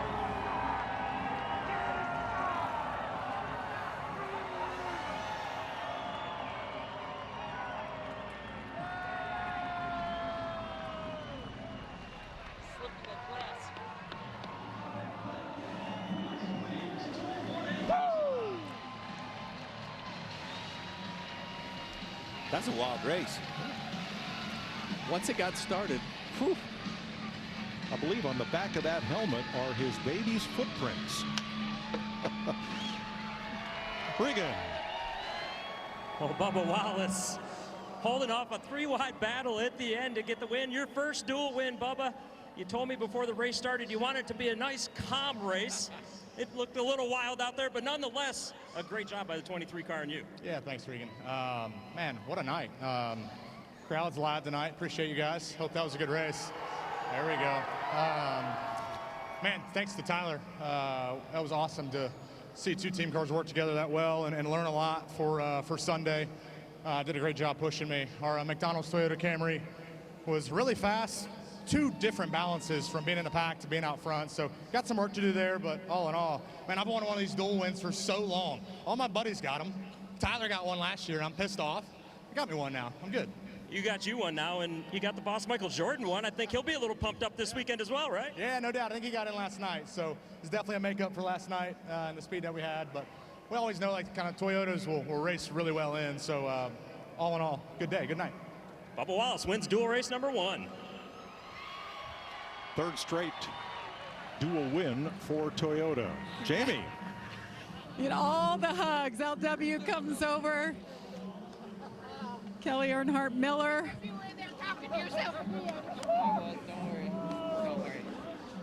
So much emotion right here. Justin, I heard you on the radio. You have tears in your eyes right now. Take me through that race and what you were thinking and feeling to the very end. The emotions right now are really just because of how much everybody here has wanted it. You know, Dale and Kelly and LW and everybody at Junior Motorsports. This guy right here, his hands. His hands. Race on Sunday, we did the race on Sunday. You know, his lip was quivering and his hands were shaking before the race, and I don't think I've ever seen that out of Dale Jr. And he told me before the race, he said, "Man, I'm nervous. I don't want to make you nervous, but I'm really nervous." And it's the truth. I mean, this means a lot to our team, this little team at Junior Motorsports. You know, Dale Jr. is an amazing race car driver. He's an amazing dad, car owner, and you could tell how much he wanted this, and our whole shop wanted this. And to see this happen, you know, everybody at Traveler Whiskey, Chris Stapleton, will be here on Sunday, and you know, I'm excited to see him here and debut this car in the Daytona 500, and Junior Motorsports being the Daytona 500. There were so many faces on this car that have worked to make this car happen, that this is their first ever real experience in the Cup Series. And we had a lot of veterans as well. You know, Greg Ives was pretty hard on himself last night after qualifying was over. And just really proud of everybody on this team, Chevy and you know, Hendrick Engine Shop, everybody that's a part of this. We get to go race the Daytona 500. It's pretty special. I've been here before, Xfinity Series champion, all this stuff, but this one means more than I could ever imagine, and it's gonna be really fun. Junior, you did it. You have been pacing. You have been nervous. What is this moment like? You finally have a car in the Daytona 500. First off, I'm so proud of Justin, man. He put the whole team on his back those last couple of laps, and he got to the top. And I did not think that was possible, but he got up there and made something work. And it was his only shot and got some help, so we got some people to thank. But just a great race car. Greg Ives has put a group together that's motivated. Some special people on this team that I've worked with all the way back to 1998. But I'm going to tell you, man, this sport's amazing. Everything about it. I've seen it from so many different lenses. And I love the challenges. I wouldn't want it any other way. This was hard emotionally. But I can't believe that we get to race on Sunday. I just can't believe it. Justin Allgaier is in the 500 for the first time since 2015. This car was built at Hendrick Motorsports, but by Junior Motorsports personnel. Bubba Wallace, the winner of duel number 1. Hey, we got 60 laps to go tonight on FS1. Stick around.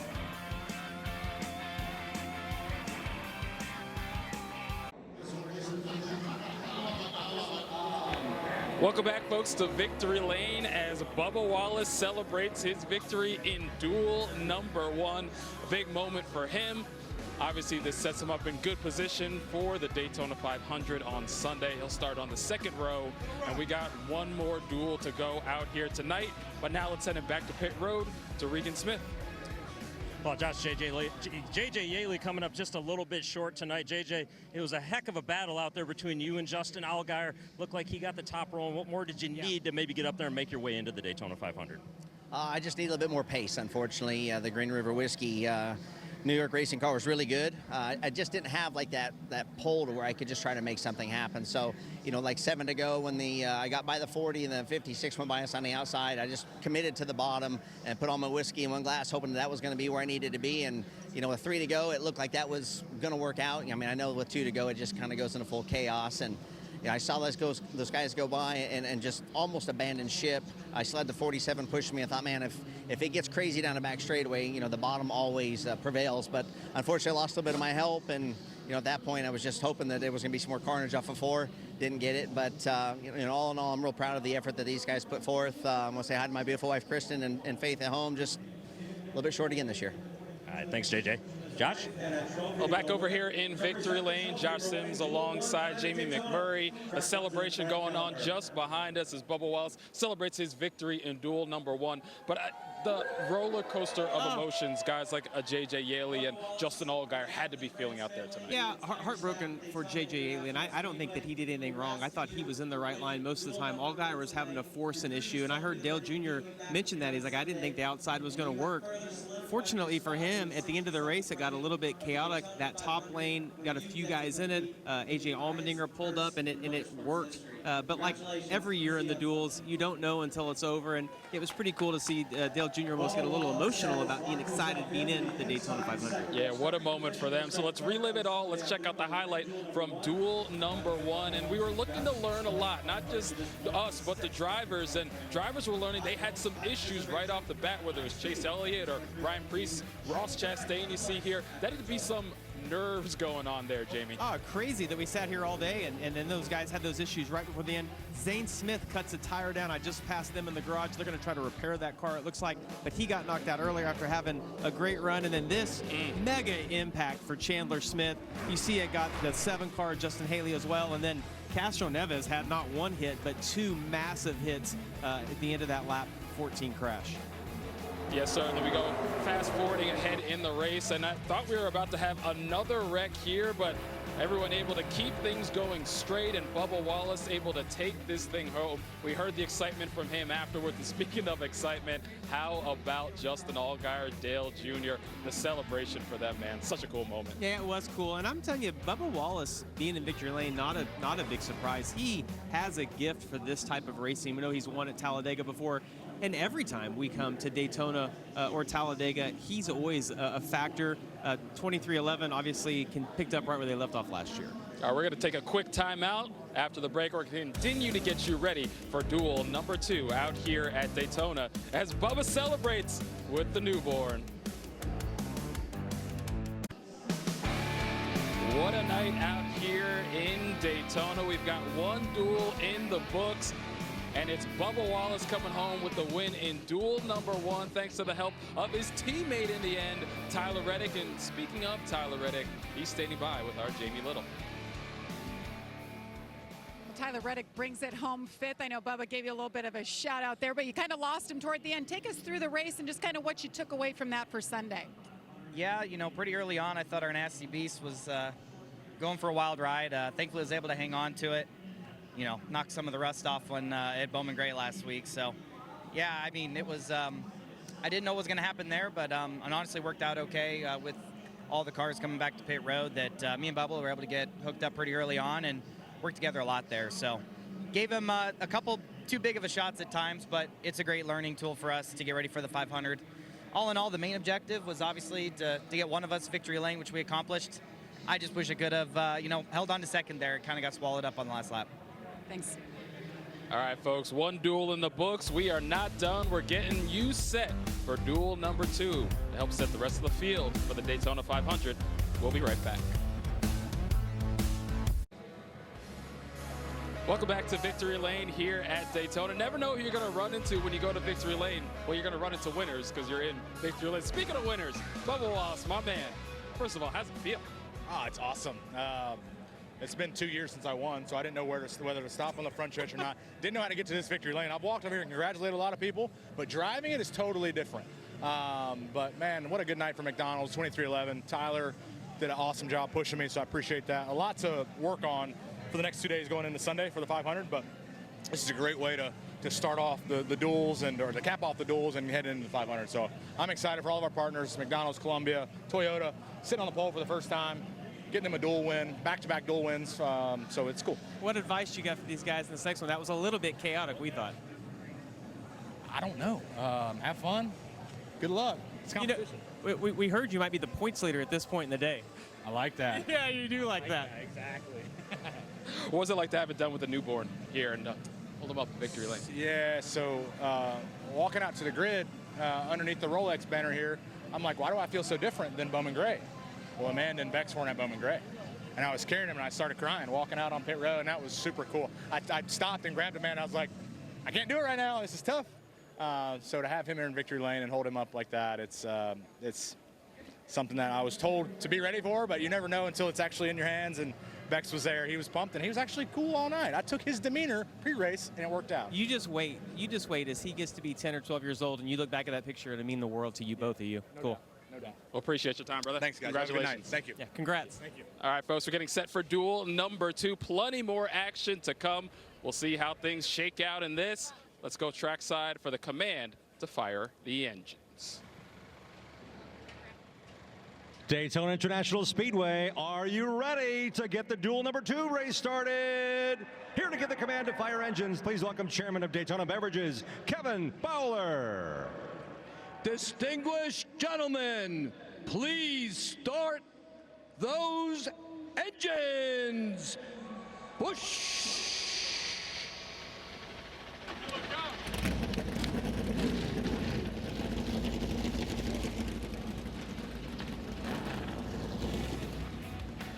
The engines are fired. One thing left to get to duel number 2. We'll have all the action right after the break. Stay with us.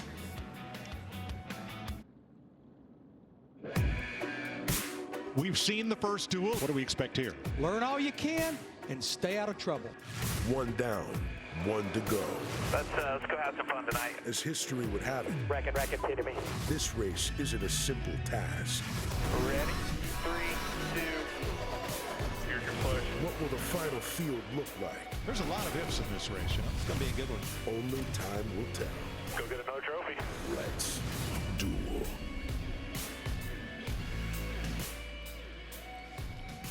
So far, it's been a typical full moon night at the racetrack. 4 caution flags in the first 150 miler.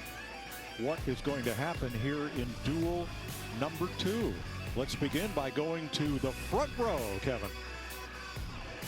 Joey Logano, Kevin and Clint up in the booth. Man, we saw a wild race there in the first one. How do you balance the aggression and everything you need to learn with your car after watching something like that?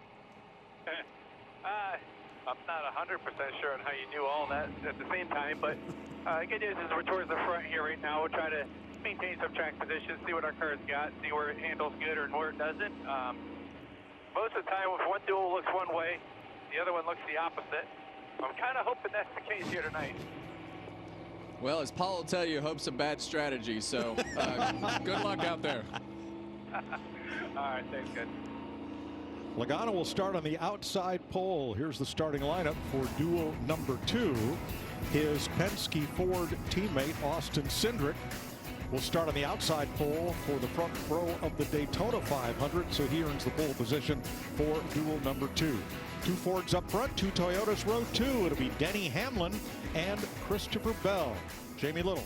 That's right, Denny Hamlin starting 3rd. I just talked to him before he got in his race car, and he said, so far, we're really happy with the speed of our car and the Toyotas in general. He said, our focus has been to get better on qualifying at all tracks. They did that last night. As far as this race, this dual race, he said there's some boxes he wants to check.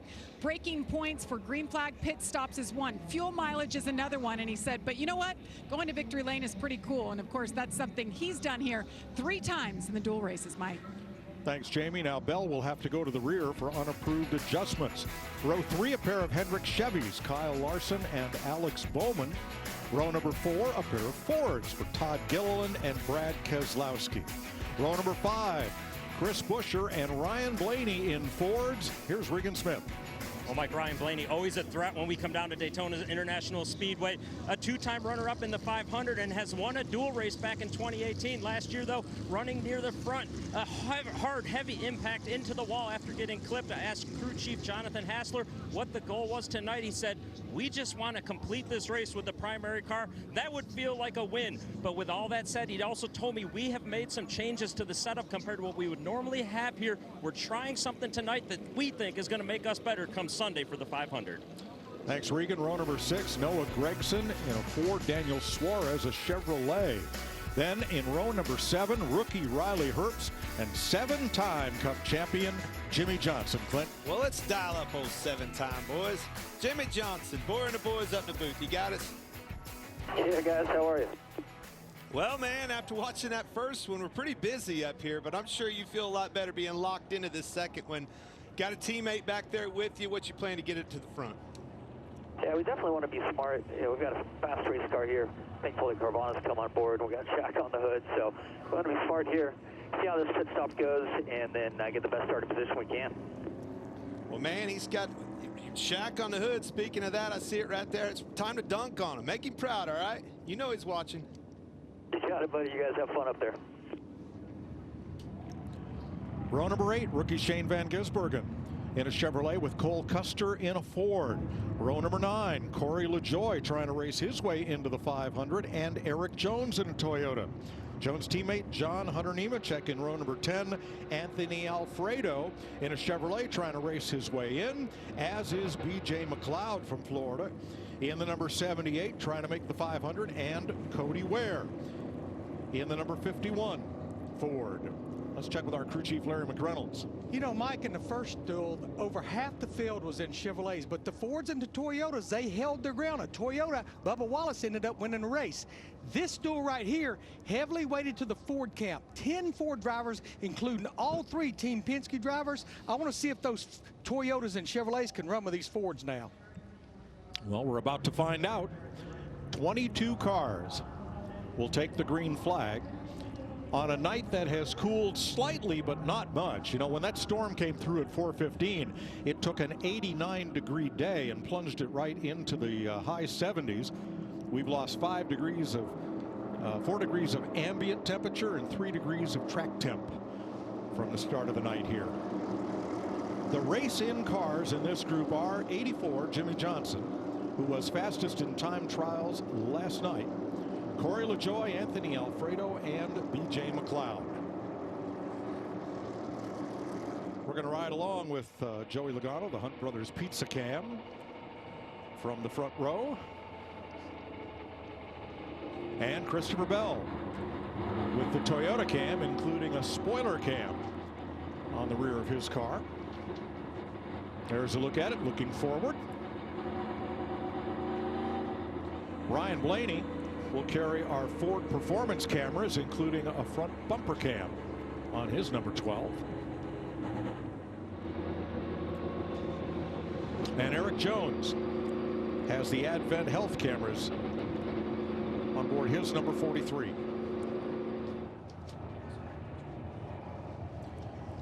So Christopher Bell has to start this race in the back. Unapproved adjustments, NASCAR said, and that can cover a variety of things.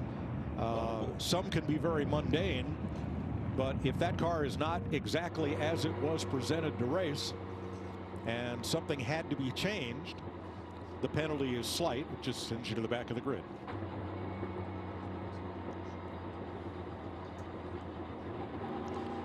Excited about this race right here. This has got a lot of heavy hitters in it. 3-time champ. Well, I know you don't like to hear it, Clint, but we're going to talk about the importance of points in these duels. As we look at this graphic right here, you see the difference between Larson and Reddick, and it came down to a whole 1 race, point. A whole race being missed. I know he missed the whole race, but still. This guy missed the whole race. It's still enough points apart in this race, and you need to race for every point that you can, because it might get you through a round. It could put you in all kinds of different scenarios with more points. All right, here's Christopher Bell's radio. Have fun, man. We won this thing last year. We can double up. Be safe. Yes, sir. Glad to start another year here. I don't think he started last year, but 60 laps is a long time. Back to what I was saying, though, man. Keselowski's always really fast. 3-time Daytona champ. Hamlin's in this. The 2 teammates up front. All right, the Corvette pace car on pit road. And here come those Penske Fords, Cindric and Logano, to lead them to green. It's going to be the old-fashioned crossover, Kev. There it is.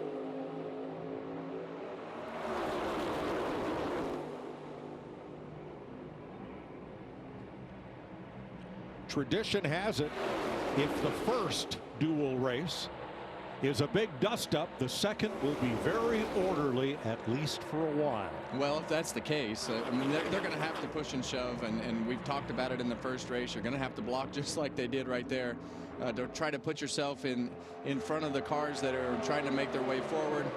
These guys at the front of the field in those 2 Fords, though, are dangerous when they're together. Joey Logano is a great pusher, So this is going to be an interesting race, and if it does go clean, then we're going to have to start talking about fuel mileage. One thing, there's a lot of youth in that first duel. There's a lot of experience, a lot of veteran drivers in this one. Yeah, and you know, you look at that first duel, and you look at Zane Smith's cut tire, and 3 cars on pit road, and ultimately, you know, the big wreck in the first one came down to a mistake with Chandler Smith kind of turning down over the front of Justin Haley. So, like you say, there's experience, but there's also money and a trophy on the line, Clint.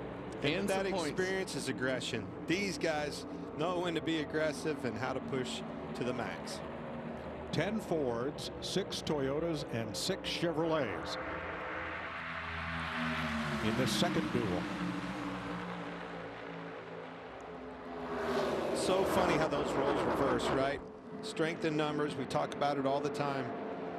Now in Ford's favor. By the time that race got over, it was basically Priest was the only Ford out there. Kyle Larson second on the inside. Last night was the only Hendrick Chevrolet to make the second round of qualifying and qualify in the top 10. Well, I'm very interested to see how Kyle Larson's car handles compared to William Byron. You know, we heard William Byron talk a lot about the handling of his car.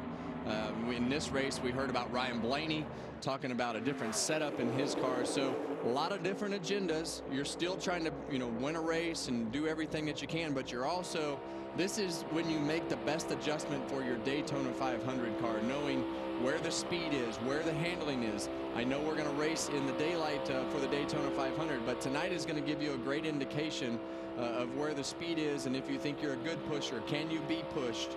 All the things that you need to dissect tonight in race conditions. Well, 2 has been the number for Austin Cindric, not just the car number, but he has finished second in his dual race in every one of the last 3 years here. Literally took it out of my mind. I wanted to give praise. I was watching that of Logano's windshield, him pushing Austin Cindric. Won this race before the Daytona 500. This guy, when we talk about, you know, these types of racetracks, we usually tend to talk about Logano, right? And even Blaney. Cindric is the real deal when it comes to super speedway racing. And the reason that we talk about those guys is because they're good at it. And the reason that Austin Cindric is good at it is because he's learned from them. And he's also he's a really smart kid. So there's a lot of strategy and a lot of talk that goes into being a good super speedway racer. And he's definitely become one of those. Jamie?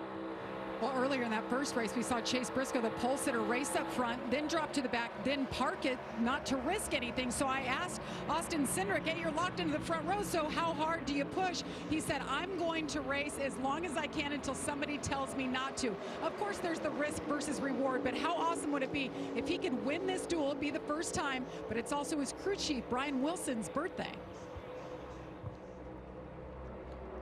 You guys know I'm pro race. I like the fact that you have to go out there and race as hard as you can, and the best way to learn and get comfortable and know exactly where your car is to go push, shove, be pushed, be in it, do all the things that it takes to be in it. You got to be very good at every piece of that puzzle to win this race. 22-2 pushing each other up top. Should get around on the back. Still one apart in front, one out back. I know that voice. I know that voice. That's my old spotter, Tim Fedewa. Spots for Ryan Blaney now. Inside door.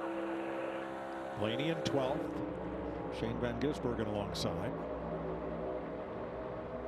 Yeah, so immediately in this race, these guys have kind of gone into conservation mode to start worrying about their fuel window.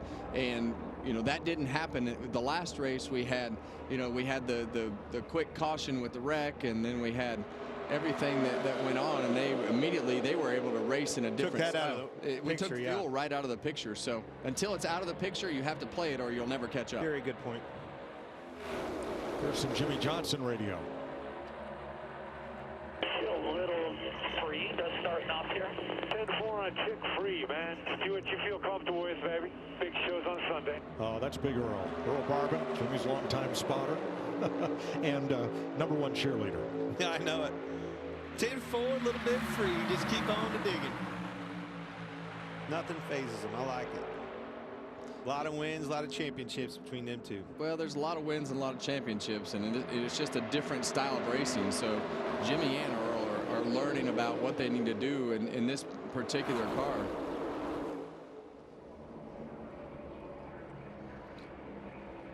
Here's your Xfinity fastest lap so far. Corey LaJoie. And that 0-1 put a decimal point in front of it. That represents a penny, which I think the president said we're going to stop making pennies. Well, not according to LaJoie, because his Stacking Pennies podcast has been a big hit. They do a good job stacking them pennies on the podcast. Have a lot of fun. And he's trying to race his way into the Daytona 500. There he is in 13th place, highest of the open cars, trying to race in ahead of Jimmy Johnson with Anthony Alfredo in the Beard Motorsports Chevy and B.J. McLeod in his own Chevrolet out back. So you see Denny Hamlin, out there by himself, and when you're in this fuel strategy type scenario, the guys in the second row try to stay as close as they can to side by side, because then they can back the pace up more, and Denny will have to use his mirrors and everything behind him to almost drive backwards, because he doesn't want to get way out there in case everybody says, well, we're going to decide to go right here and get some track position and put him behind us. But it's also why he gets that far out there and stays there. Now, Christopher Bell had to start out back. We checked and learned that the unapproved adjustment was the power steering pump on Bell's car had to be changed. So he started out back, and that's pretty much where he's running, in 20th place, winner of this race last year. Well, we've heard a lot about the power steering pumps this weekend, so that makes me concerned for Sunday, for the whole field. Denny Hamlin has now led 8 of 9 laps. Austin Cindric led 1 in duel number 2 at Daytona. Remember those old drag racing commercials that started out Sunday? Be there, be there, be there. Well, be here on Fox, 2:30 Eastern for the great American race. The Daytona 500, where champions become legends. Right now we're watching half of the cars that will be in this year's 500. The results of duel number 2 will set the outside column of cars for the starting lineup. And it's still in doubt who will be in the race. Corey LaJoie right now in 12th holds the transfer spot over Jimmy Johnson, Anthony Alfredo, and B.J. McLeod, while Denny Hamlin has been pretty uncontested until just now, leading the last 12 laps at what we might call a leisurely pace. I'm going to say, Larry, help me out here. What's going on? Well, I've been monitoring the throttle on Denny Hamlin in 11, and then of the 2 Fords of Joey Logano and Austin Cindric, they're all about 55 to 70% throttle. Hamlin just seems to continue to maintain a little more percentage than the 2 and the 22, and right now the pace, it's slower than these cars qualified last night. Single car qualified over 3 seconds slower than the pace of the first race, but the first race never got in a box of having to save fuel. So where'd you tell me we needed to get to? Somewhere north of lap 40. That's what they're trying to get to. I would say somewhere 40 to 44. There you go. That explains it, Kev. So why are the drivers mid-pack content to just ride right now? It's all about strategy. Well, when you get in these scenarios and you're not in the window that everybody else can be in, you wind up by yourself. And if you're by yourself on the racetrack, you can't make any time. But you want to be able to make the pit stop that you need to be able to make in an amount of time that it takes to take less fuel. So when you take less fuel, the more you save, the less fuel you put in. That's right. And if this comes down to a green flag pit stop, this would have been the way that the first race went too, but we had that quick caution and we had all these fuel windows open up and things happen that didn't happen here. Now we've got a third lane. So this is what will happen. You'll have some of these guys break out and say, okay, we've saved gas for 16 laps. I want to get some track position, and everybody else has to make a decision now. And are we good on saving gas, or are we okay losing track position? Watch how fast they get there, the teammates right there. Eric Jones and his teammate Jimmy Johnson straight to the front, floored it. Todd Gilliland with them.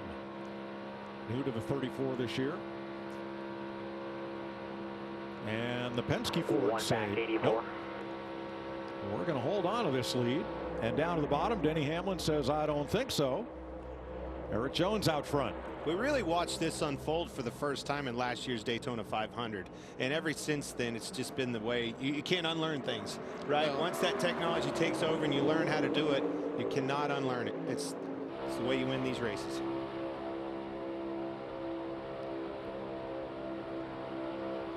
Here's Kyle Larson.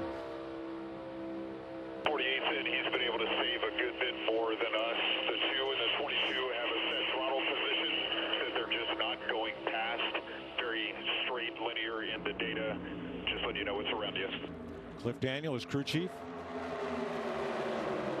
Yeah, when they're talking about that throttle position, the drivers and the strategies are developed, and the drivers actually have a throttle percentage reading that pops up on their dash. So if you're 50% throttle or 60% throttle, whatever that is, I always used to run mine in the top left-hand corner of that digital dash so that you could see the throttle percentage change as you went. So what'll happen? And that helps them dictate the mileage. That's right, and you know, I think from a driver's standpoint, you know.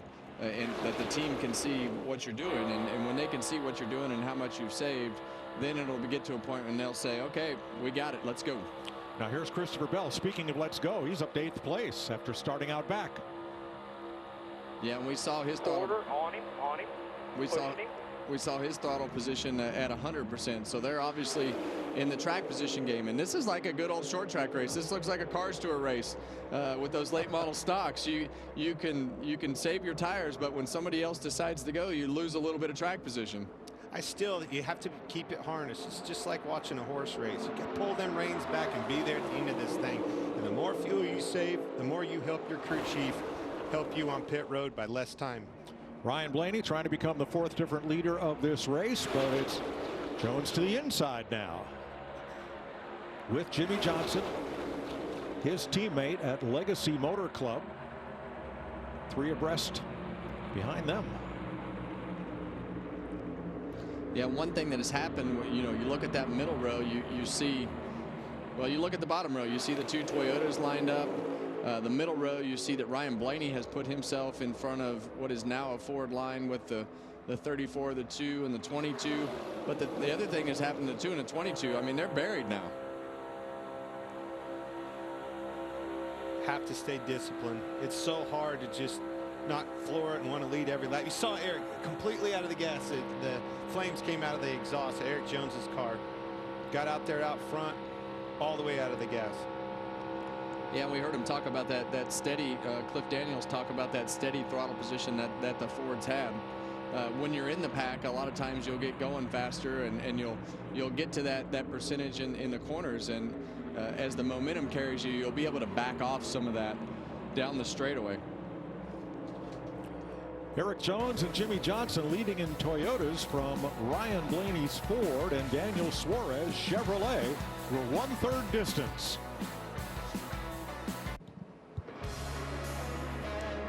You watch them complete 23 laps from the Goodyear blimp. Aerial coverage provided by Goodyear, the best seat of the house since 1925.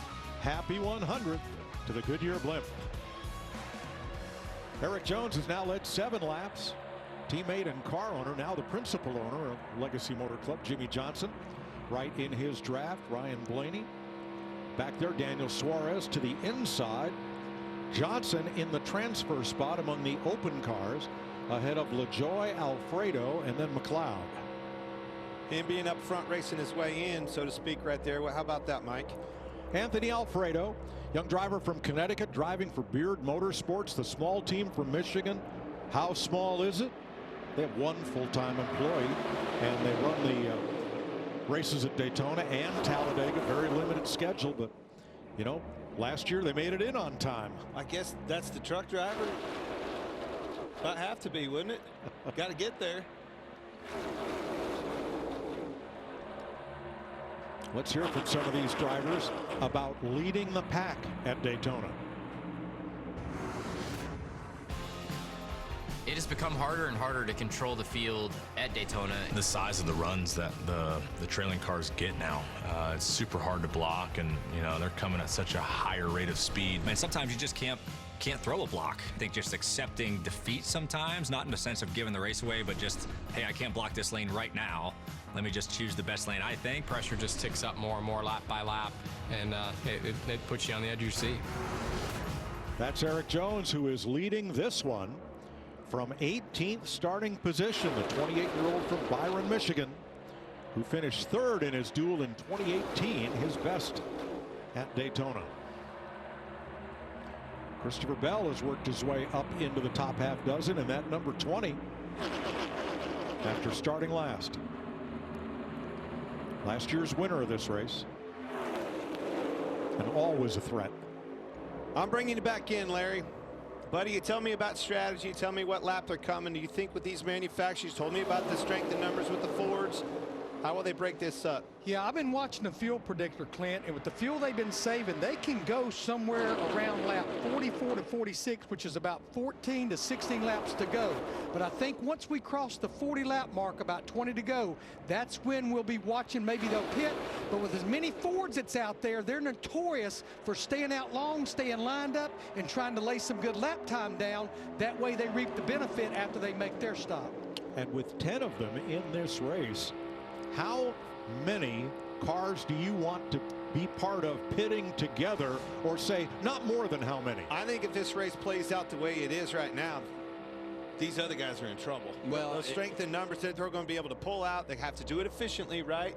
But when it comes down to these green flag pit stops, just like we saw last year, there's a lot of new faces and new cars and new places. Mistakes are going to happen. They're going to happen in pit road. Well, sometimes it happens coming to pit roads and being able to get everybody organized. 10 cars is a lot, more than I would want to be optimal as far as single line speed, as far as groups pitting. 10 of them is a lot. So it'll be interesting to see how or if they split up those cars when they decide to pit, and who pits with them. So 7 to 8 cars is when you've got a line of cars that are split up, not in a pack like this. 7 or 8 cars is optimal so that you don't get all the accordion effect going. Moral to the story is there's a plan, what you're telling me. Well, it sure looks like it, you know, based upon the strategy and everything that they know that they need to do at the beginning of this race in order to start the chess game on the fuel side. But the part that we don't know is when they're going to break off and how they're going to break off as groups in order to stay together. Find each other. That's right. So 6 Toyotas will try to pit together. 6 Chevys will try to pit together. Are you saying the 10 Ford drivers have figured it out to break themselves into 2 groups? Well, Or is this all going to involve? I don't think they figured it out, but Okay. I think that's going to be the plan. I think they're going to have to. How they execute it is another story. Yeah, sometimes you're going to shed 1 or 2 of them because they're going to have a bad pit stop or something's going to go wrong. So that 10 could turn to optimal 8 pretty quick. I think that, you know, the other cars, even if they had 10 and you got some of that accordion going, I still think it'll be faster than the smaller groups. What you will start seeing, though, is those manufacturers start migrating to one another, finding one another on the racetrack, getting to the bottom. You'll start hearing that communication. Larry? Yeah, in a way they communicate with each other. It's not necessarily through the spotters. I've learned this the last 2 years sitting on the pit box for an Xfinity Series car. You're on a chat session, like all the Ford crew chiefs and engineers on a chat session. They're talking about when they want to pit and then what they want to do on the pit stop, which I would say it's going to be fuel only. Yeah, and typically before these races, you'll have a meeting with the drivers, all of your manufacturer, and you'll talk about you know, what's going on, what's happening, and usually the general managers and crew chiefs and manufacturers all get together on their side and say, okay, what is the strategy? But as the race progresses and everybody sees real time what's happening, they'll communicate with each other through that chat room. And oh, don't forget, there's also a war room back at each one of these shops that, you know, you've got another group of engineers. So it's a super scientific, well-engineered project that has a lot of really smart people making it all work. Their chat rooms must go better than mine. All my chat rooms, nobody agrees on anything. I would say that at some point it'll come down to that, and somebody telling the other one that they don't appreciate him not pitting with him, or what happened. I think I remember you doing that. Well, sometimes it would just not feel comfortable coming to pit road, and I'd wind up with, you know, a different brand, and just because I'm like, well, too bad. I'm not pitting this lap. Coming next time. Daniel Suarez to the front. Eric Jones has led 14 laps, same as Denny Hamlin. We are just past halfway in the second duel in Daytona.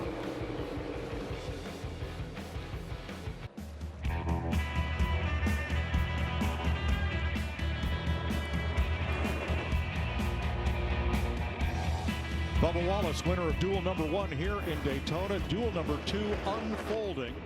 And Jimmy Johnson has surrendered 5th place to stop by himself. Regan. Well, Mike, about a lap ago, Jimmy Johnson came over the radio and said, I think I'm running out of fuel. I think I'm out of fuel. That's when he started to drop to the back immediately off of turn 4, hit pit road. They did fuel only, so we'll have to keep an eye on what that was. Nowhere near a window right now from what I can tell. Well, that was the driver they called Fast Pasta in the transfer spot. Anthony Alfredo from Ridgefield, Connecticut in the Beard Motorsports 62, currently in 7th. Corey LaJoy back in 12th. Here's some audio from Jimmy Johnson. It was fluctuating. It's good now. It's up to 65, but it was flashing red and stumbling for about a lap and a half there. Yeah, there's something else going on because it shouldn't have been out of fuel. Now Johnson is locked into the Daytona 500 on speed, regardless of where he finishes in his duel. Yeah, I mean, obviously they were the first ones to drive the front full throttle, right? And it was burning more fuel, but still way shy of the fuel window, what Larry told us. Daniel Suarez on the inside, who won Atlanta last year in the closest 1-2-3 finish in the history of NASCAR. Boy, that was a fun one.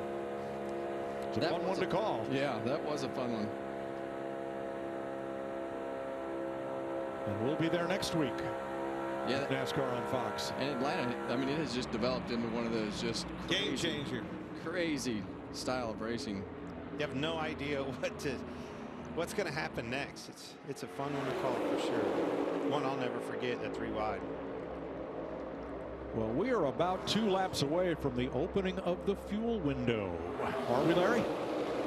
We're there, Mike, but again, the fuel they saved, they could probably run another 8 laps, but I just feel like you'll start seeing them get organized once we cross lap 40 to 42. All right, Larry, so if we're sitting up on that box, are you pitting early, you staying out? What's your preference?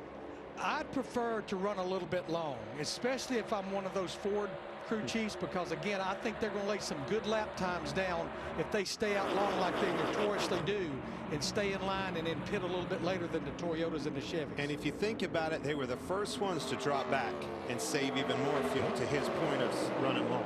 Well, you want to have a short pit stop, but you also have to get to pit road good.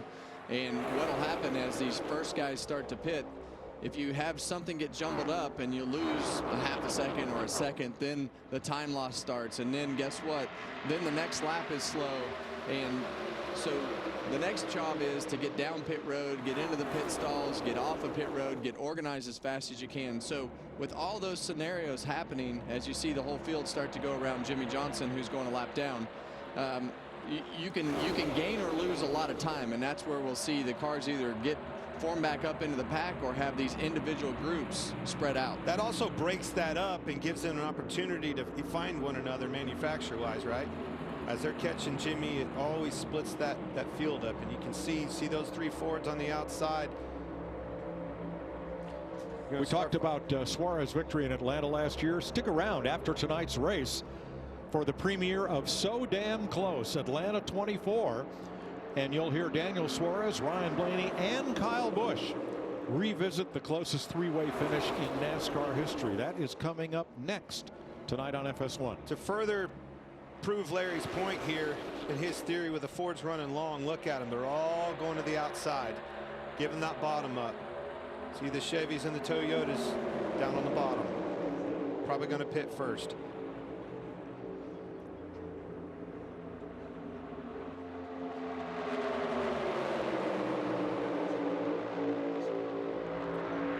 And from a driver's standpoint, when you're sitting in the seat, you get into these long strategy windows like we are right now.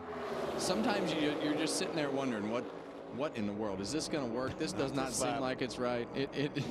You just don't know how it's all going to play out all the time. And a lot of times, you know, you have a little piece on your dash to tell you, or a piece of tape or something that's hidden with the strategy of what's going to happen on the dash, so that you know what lap everything is going to go down. Well, I'm telling you what's going to happen. Just like I said, pretty much every Ford is on that outside in a line, at least 8 or 9 of them. They're giving the bottom up to the Chevys and the Toyotas. It's exactly what's going to happen. You sound pretty confident. I am. There's a reason all those cars are together, nose to tail.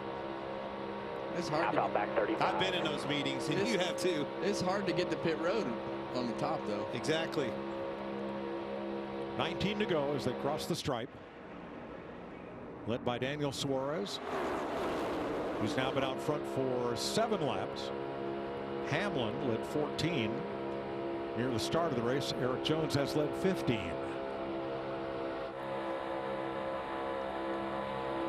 Anthony Alfredo has fought his way up to 4th place. I like him to be as far forward as possible, so when this happens, with whatever scenario that they have on pit road, it's going to come down to the fuel guy, and it's going to come down to the driver getting down pit road and into the pit box, and how this all spreads out when these guys start coming to pit road.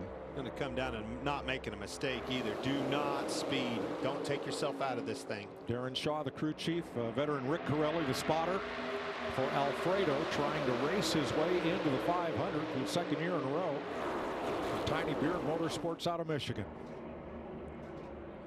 He is the David amongst all these Goliaths.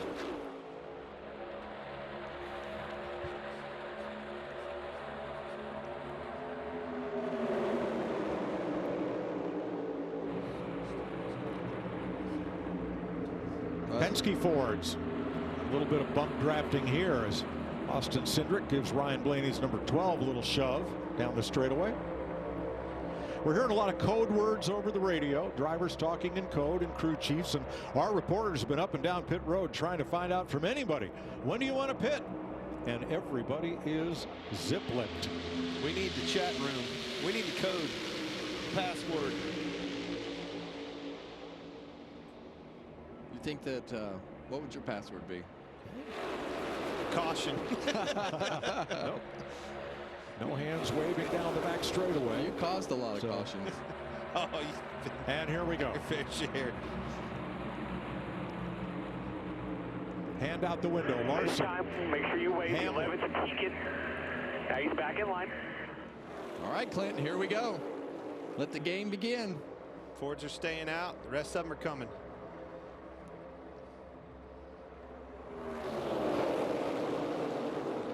And the whole inside line comes to pit road. Regan. Like at the start of this lap, Daniel Suarez was told to gap it out as far as he could, meaning try to stretch the lead out to give them a little bit of extra time if something goes a little slower, if they need that time to continue to maintain the lead. Gas only for him.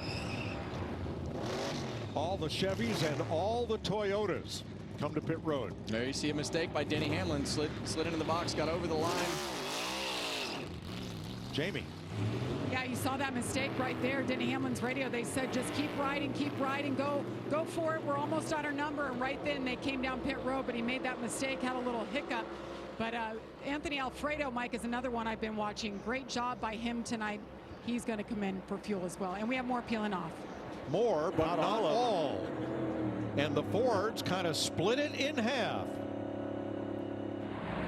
Oh my gosh, too fast exiting. Kyle Larson, Denny Hamlin, John Hunter Nemechek. Regan. Like the 12 car, Ryan Blaney complaining about the car actually bouncing too much early on in the race when he was in the pack out front. No complaints. Again, gas only for him as we expected. So half the Fords pit on this lap, the other half the second lap. Kevin, just as you wished would happen. You told us that you thought 10 was maybe too many. Yeah, and that had to be something that they all had talked about, and now they have split that group into a small 4 group at the end right here with these 4 Fords that are left. And they weren't very efficient with it either. They weren't really nose to tail, and probably lost some speed with that lap. And that's what we talked about, you know, losing the speed when the transition happens with everybody coming to pit road. You see the mistakes on pit road, but the guys getting in and out of their pit stalls, and now you see the field really spread out. Want to watch these cars as they start connecting and find one another. The groups that stay together and do this more efficiently, that's where the speed is. You can see both groups here. Got that other group, the last group leaving pit road. Yeah, you're going to see these guys go right by that group. And the speeding police have nabbed Kyle Larson, Denny Hamlin, and John Hunter Nemechek. They have to make a trip down pit road at pit road speed, 55 miles an hour. while everybody else blasts by. You can see that's that last group that I was talking about, just wasn't efficient whatsoever. Now all of a sudden they're way apart. Cole Custer getting passed by that group led by Austin Cindric, who now begins to gain on the two RFK Fords. Got broke up. Buscher and Keselowski. Got broke up a little bit there, passing Cole Custer on the outside, but they were just way more efficient with the continuity and staying together as they came and did pit road. But that's exactly what Cole Custer should be doing. He should be in the middle of the racetrack trying to get those lanes to have to zig and zag as much as they can. And you see now that he has disorganized this group enough to where he's going to be able to keep up with that pack. They did a way better job than everybody else staying connected. Look at these guys. That's going to slow them down. Well, Chris Buescher got up in the top lane, and Brad Keselowski was in the middle lane to block those guys as they were running. And that was a really aggressive block right there. Slam as Suarez slams into Keselowski, and Bowman is a victim as well.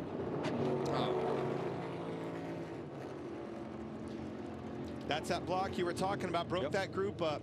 The closing rate was just too much to overcome there. Well, that in the end, that's just the chance that you take. That's the strategy, to put your car in the middle of the racetrack. The RFK guys had a strategy to stagger their cars, and when it checked that group up 4, 5, 6 cars back, whatever that was, caused that accordion and caused these cars to run into the back of each other and spin. Somebody spun somebody out here. Well, they broke that group up. All 10 of them were on the outside. They decided not to work together. They broke the groups up, and they ended up taking each other out. All three drivers have indicated over the team radios they are okay. Alex Bowman, Brad Keselowski, Daniel Suarez. Keselowski's going to make it back to pit road, but with a lot of damage. Let's unpack this. Well, the cars in the front of the pack there really started before that. They checked that lineup right there, and then it starts to, you see Daniel Suarez checked up, Alex Bowman got into the back of him, and it just, that accordion, when they check up like that, you can't see. The further that you get back, it becomes harder and faster. You know, to slow down, it's harder because things are happening so much faster. It's just an aggressive block. You know, that plan was, they had him staggered, and it really did slow that line up. When he tried to make the move to make the pass, wasn't there. Stacked them all up, the rest is history. Bowman into the safer barrier after tires blow out. This is from Ryan Blaney. Front's got one signal down outside.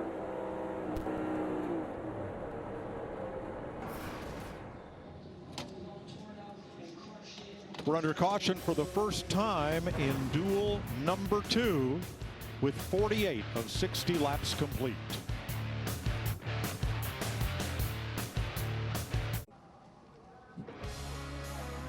Under caution for a 3-car crash that, had it happened here several years ago, would have been a lot worse. Yeah. Look at all the dark pavement. It is all new. That's the bus stop chicane they use in the Rolex 24 Hours. But all of this is brand new pavement that's been added so these cars, when they slide, don't get airborne, as happened here to Ryan Preece. As violent of a wreck as you will ever see. And that grass just grabs the car and makes it even more violent. That addition of that asphalt last year, we're happy it's here. And he walked away. Yeah. And now you see Alex Bowman. This is why. Flat tires, taking speed off the car, and no mounds of dirt and grass that have been run through for 50 years or 40 years or whatever the amount of time that's been there. Now it's just asphalt to slow this car down. And they're gonna, I'd say they'll fix that car. Yeah, they'll fix that car. So we got one that's completely mangled. There's a really good shot. Flipping the car over to a car that's just gonna need you know, a little bit of work.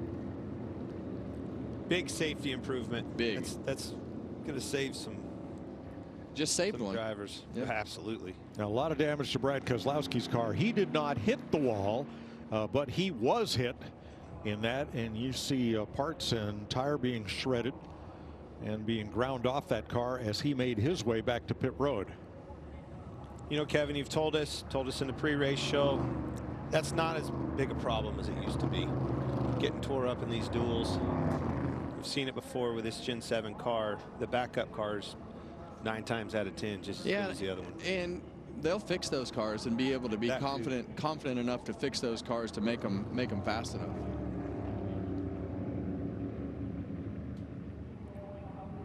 Chris Buescher out front as Jimmy Johnson makes a stop, along with Kyle Larson and John Hunter Nemechek. This caution flag helps those 3 cars that had the speeding penalty, catches them back up with the field. I don't know what's going to help this. Probably not much for Brad Keselowski. He to the garage. Heard some radio chatter on the 17 of Buescher say that they maybe cut a little bit too close with the fuel that they put in that car. So this caution is definitely going to help that leader, Chris Buescher.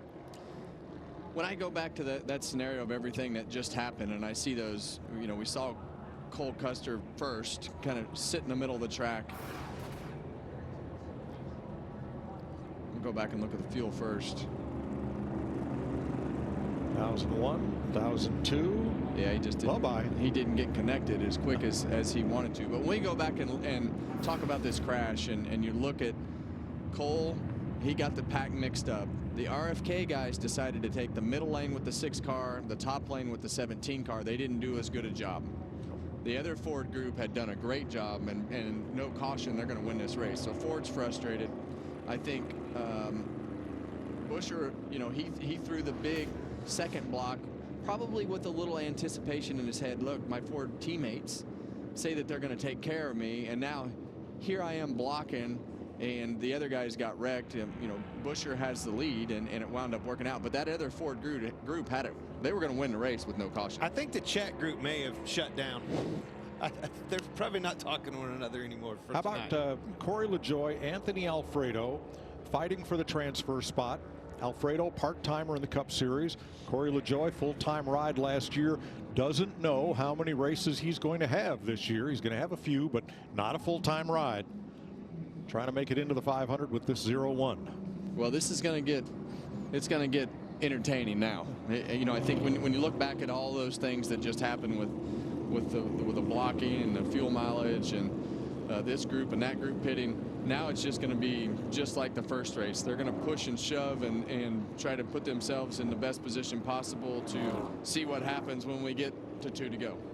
So all 3 cars involved in the incident, lap 48, have gone to the garage. Bowman, Suarez, and Keselowski. B.J. McLeod is under penalty. Pit road, his part-time crew was over the wall too soon to service him. He's trying to get up to battle Alfredo and LaJoie for the transfer spot. That gave us a good snapshot of what we're going to see on Sunday. We're going to see a lot more of that. Mind you, all the cars are out there. That scenario is going to play out again, the green flag pit stops and the efficiency within it. And the groups that you and they're going to be faster. With, that's right. Everything's going to happen faster. But from pit in to the pit stop to the pit exit, that efficiency is what's going to win this race. And Jimmy Johnson's back on the lead lap. Yep. Well, the way pit stops worked out and the timing of the caution leaves us 6 Fords at the front of the field. Then Van Gisbergen, the first Chevrolet, and Eric Jones, the first Toyota. Back in 7th and 9th, respectively. Yeah, and in all this chaos, Denny Hamlin had trouble on pit road. Kyle Larson had a speeding penalty.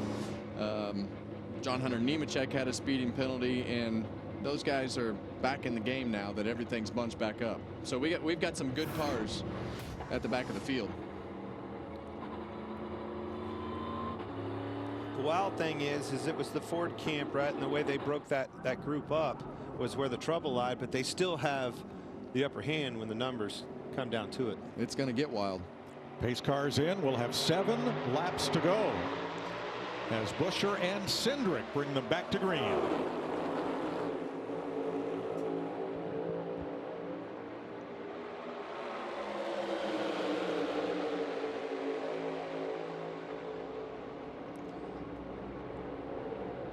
Got a new player down there on the bottom with the 4 car, Noah Gragson. Haven't mentioned his name tonight, but he is up at the front of the pack, and we know he will be aggressive, Clint. Yes. Good to see that. Not back out of the throttle, that's for sure. Really liking the spot that Corey LaJoie is in, racing for his way into this Daytona 500. He's in a really good spot.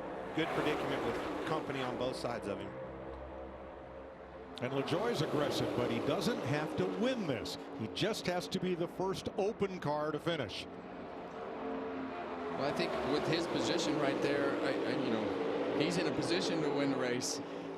I know that the big goal is to try to just make the race, but I think overall right now he's thinking about winning. See Denny Hamlin already trying to do something 3 wide on that outside. Yeah, we saw that in the race earlier, and it didn't work out for Justin Allgaier until somebody a couple rows in that middle lane decided to pull out and break that line's momentum up. And when you're in the back like that with Denny Hamlin, you're just trying to, as we saw Justin Allgaier do, you're just trying to make something happen, and it is just extremely difficult without help. Eric Jones Toyota, the only non-Ford in the first 7 or 8 spots. The two, 43. The 2 cars that I can guarantee that I think probably have the most respect for one another is that 2 cars in the front right there on the bottom, Cindric and his teammate Logano. I don't think they're going to leave each other until maybe right at the line. They're going to be hard to outduel for the finish of this race. And those guys are, the Penske organization in general is notorious for working together, and that's one reason why they do this so well, is because they've done it so much. All 3 Penske cars in the top 6 or 7 there, with Blaney in the 12, the yellow car, teammate to the 22 and the 2. How aggressive is Corey LaJoie in that 01 and Noah Gragson in that number 4 going to be? How big a statement do they feel they need to make tonight? Well, if I'm LaJoie, I want to stay right where I'm at. I want one in front of me and one behind me. I have to be in front of this Alfredo. That's the only thing that matters. He's worried about that. I want to be in this race. Obviously he wants to win the duel, and if he has a shot coming to the line off of Ford, you take that chance. But you stay right there in good company, take care of business. And Corey LaJoie has done a great job on the super speedways for a number of years. So we know that he has the capability to be a good pusher. And we know the guy right below him in that 22 car, Joey Logano, is one of the best pushers. Bottom line's really breaking up. Now Cindric has a front row spot secured for the 500. All he has to do is keep this car in one piece for 3 more laps. After them 10 points, though, he has a chance to do it. He's going to try to stay right there.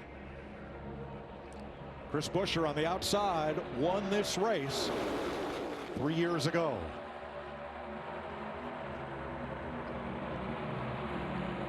Somebody's going to break, Kevin. Somebody's going to take a chance and go for it, make this thing 3 wide, try to back up, drag the brake, do something to get a run and pounce on somebody. Who's it going to be? Well, the intensity is just going to pick up, and these cars are just going to pile together and get more aggressive with the push. So a lot of times it's like in the last race, who throws the block and checks the line up, or who gets loose from a push. So I think it's going to come from this 3rd lane.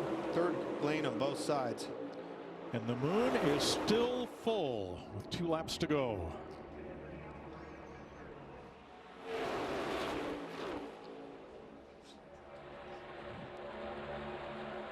So Alfredo tried there to get up to him and got spit out and went to the back. He's going to need some help here if he's going to catch Joey Logano, or excuse me, LaJoie. 3 Fords on the inside, then a Toyota. Ford, Ford, Ford, then Chevrolet on the outside. Yeah, Anthony Alfredo, you're looking for these guys to get 3 wide, a block, stack them up. Here we go. They go. That's it. 1 to go. That's Jones in the middle, getting swallowed up. Austin Cindric, 2nd fastest car in Daytona in qualifying last night. He's going to be tough to beat if Joey Logano stays right with him. Now Eric Jones, if he gets a run, he might force those guys to have to move and make a block. No, Logano stays with his teammate on the bumper. That's that teamwork we talked about. Thank you, Joey. Well, we saw a perfectly executed block right there by Eric Jones. Yeah, he's got a great pusher behind him with a Ford of Chris Buescher, but he did a great job putting that car in the right position. Eric Jones on the outside. Buescher the pusher. Cindric alone as Logano's in the middle now. Here they come to the stripe, and they're all crashing behind Austin Cindric, who I believe has beaten Eric Jones by inches. LaJoy What made the it across heck too, happened? so LaJoy is in this race. What a miss. That's how quick it can happen. That is Corey LaJoy's pickup team in this one-off ride. Jerry Kelly, the crew chief, Chris Osborne, the spotter. And they're going to be in the Daytona 500. And a recheck here. Great job, Eric Jones. Got that run. 0.00 on the scoring monitor. Who wins it? Too close to call.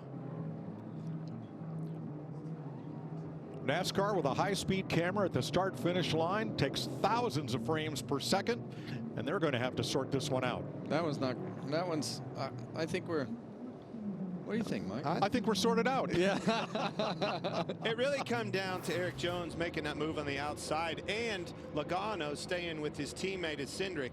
But when they got Logano picked out of there, it lost Cindric's help behind him. The move of the race was Eric Jones. When he pulled up and got to the front of that outside line with the momentum coming, it was an absolutely.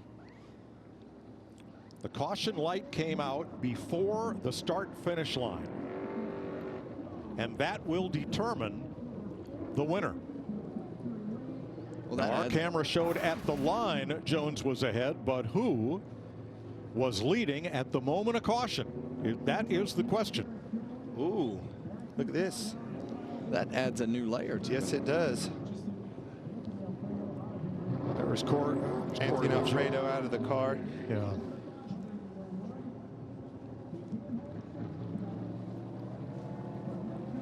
A shame for Alfredo, who will not make the 500. There is Cody Ware. He's okay.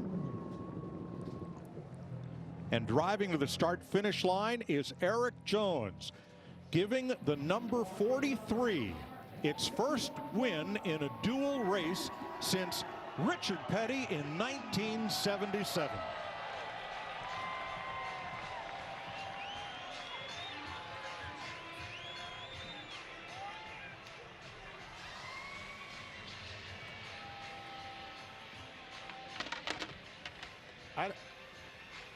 I don't think this is official yet, guys.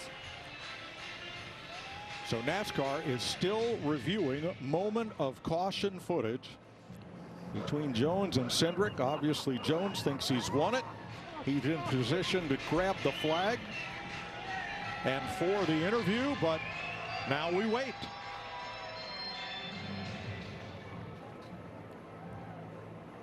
Joey Logano does not appear to be in agreement with what Austin Cindric did at the end of that race. No, I think they're just talking about everything that transpired, because so many things happen in such a small amount of time right there that the drivers need to understand. They were so close. Yeah. Uh-oh. All right, so this is our camera, not NASCAR's official, and you see the caution light come on, and there are the cars, and realize our rooftop camera is at an angle to the cars on the racetrack. So this might not be a definitive angle of the finish. This might get awkward here. Everybody, I was trying to shade, but it like got more like this, and then like the last lap was like everyone was tight and outside died. Hamlin got under Logano there off of 4, and it lost all their momentum, all of Cindric's help. I don't know. Our scoring shows He Chris might get Buescher busy. 3rd, Denny Hamlin 4th, Joey Logano 5th, Corey LaJoy 6th.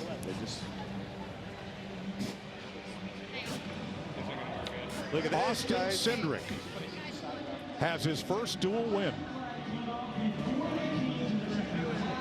Look at the look on his face. And Eric Jones finishes. Duel 2 is the 2 car. Time of caution, the 2 was ahead of the 43. Race winner is the 2. That's the NASCAR official channel. Austin Cindric has scored here at Daytona. He's already won a front row start for the Great American Race.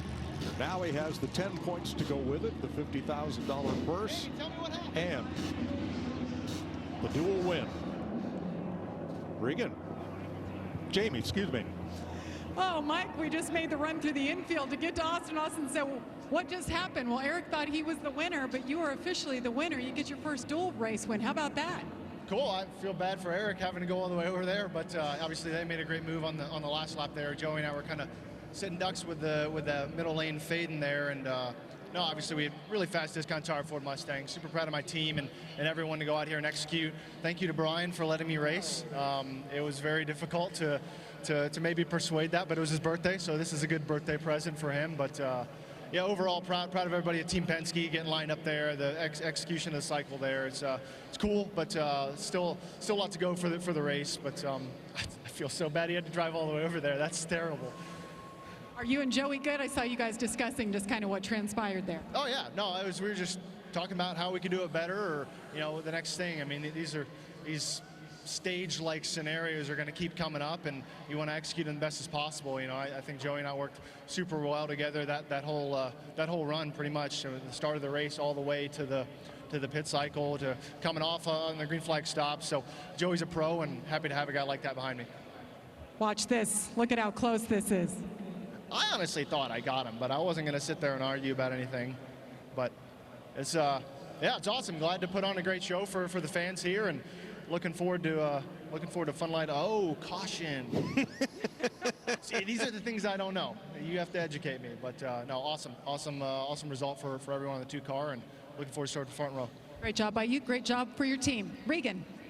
Well, photo finish for the win, but what was not a photo finish was Corey LaJoie racing his way in to the Daytona 500. Never in doubt. Seemed like you put yourself in position at the right times, and you're going to race on Sunday, Corey.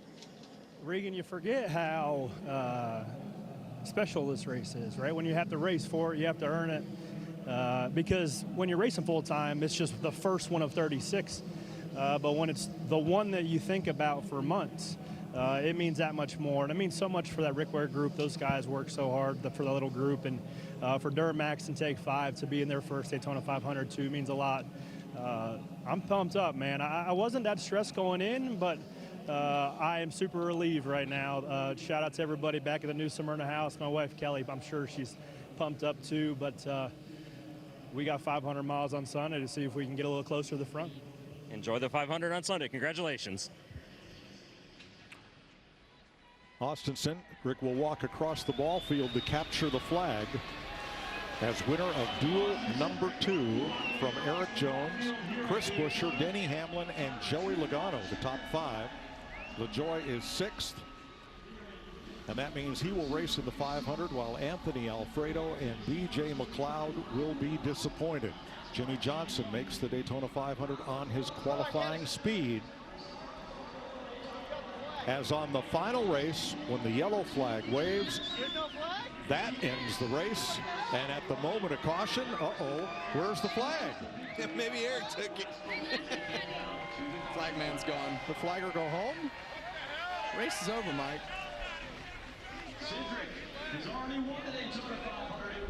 Boy, I've been racing all my life, and I've only seen that happen twice ever, of somebody going up there and having to go back, hand it to somebody else. Well, that moon has brought a lot of strange things tonight. Wow. All right, let's unpack this, because we were watching the race to the flag. Let's see what happens behind the leaders. Yeah, you see the 20 car was just on the outside of SVG right there, and they all just ran out of room. Kind of squeezed him up into the wall and wrecked some of those cars at the end. But all that congestion started when Denny Hamlin got underneath Joey Logano, and when Joey got in the middle of the pack right there, then everything starts to get congested. But Bell was on the outside of that 88 just a little bit and squeezed him in the fence, and off they go. Hard to believe how that wiped out just about the entire rest of the field. Now let's go back and look at the moment of caution which determined the finish of this race. Looking at the flag stand, there are the caution lights on. They're at the start-finish line. Now, I know, yeah. And I know everybody's like, why throw the caution? But let's hear what Eric Jones has to say. Regan. Well, guys, Eric Jones right here, and what a wide range of emotions here in the past 10 minutes for you. You just watched the clip on the camera with us right there. What are you thinking right now? Yeah, I mean, it's a wide range of emotions. It's a bummer.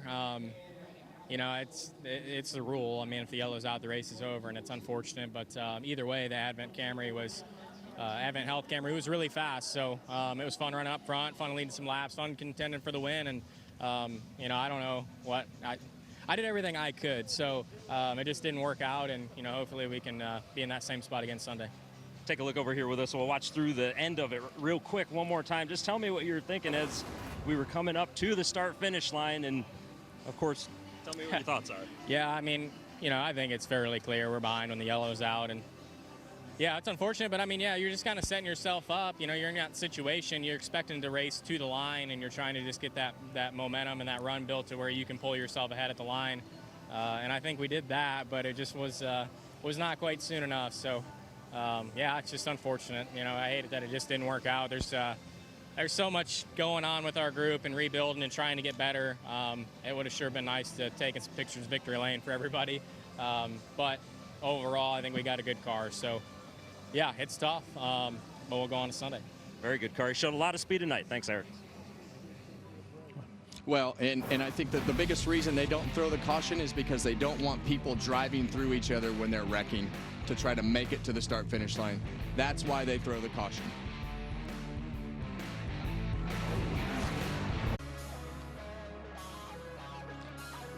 There it is again, crashing behind the leaders with oncoming cars. You have to throw that caution, as Kevin pointed out before we went to break. And well, fellas, we called 3 winners tonight: Bubba Wallace, and then Eric Jones, and then Austin Cindric. But you made a great point. They got it right. They had to throw the caution. You just can't let cars keep coming into an accident scene like that and finish the race under green. And that's what we used to do when they would let us run to the start-finish line. We would just hold the throttle down, pile through cars, and that's how they try to control that with the caution coming out. Seems odd, right? But that's the reason for it. But what a wild night of racing. 2 different races. Yeah. Holy cow. The first one, the way that caution played out, they were full speed ahead. And then the strategy. You know you're going to see that on Sunday. That second duel really showed the strategy side of this sport, and especially at Daytona. The efficiency of those pit stops, they need to get better at it. They'll go back, dissect the problems, speeding, clean up the mistakes, make sure that they're good for 500 miles on Sunday. And every brand looks like they could win the Daytona 500 Sunday. I would agree with that, and I think as we go through the Daytona 500, you're going to have a lot of opportunities to see what we saw today with the fuel strategy and all the different scenarios where you have to come out of the pits, into the pits, and make it be efficient. It's equally as I've ever seen all 3 manufacturers. We saw it last night with qualifying speeds, and tonight, I mean, it's anybody's game. That's what I love about Sunday. Well, we still have a couple of practices to go before the Daytona 500 on Sunday. Tomorrow on FS1, Truck Series qualifying at 3 p.m. Eastern Time. Cup practice at 5:30, and the Truck Series race at 7:30 Eastern Time, all on FS1.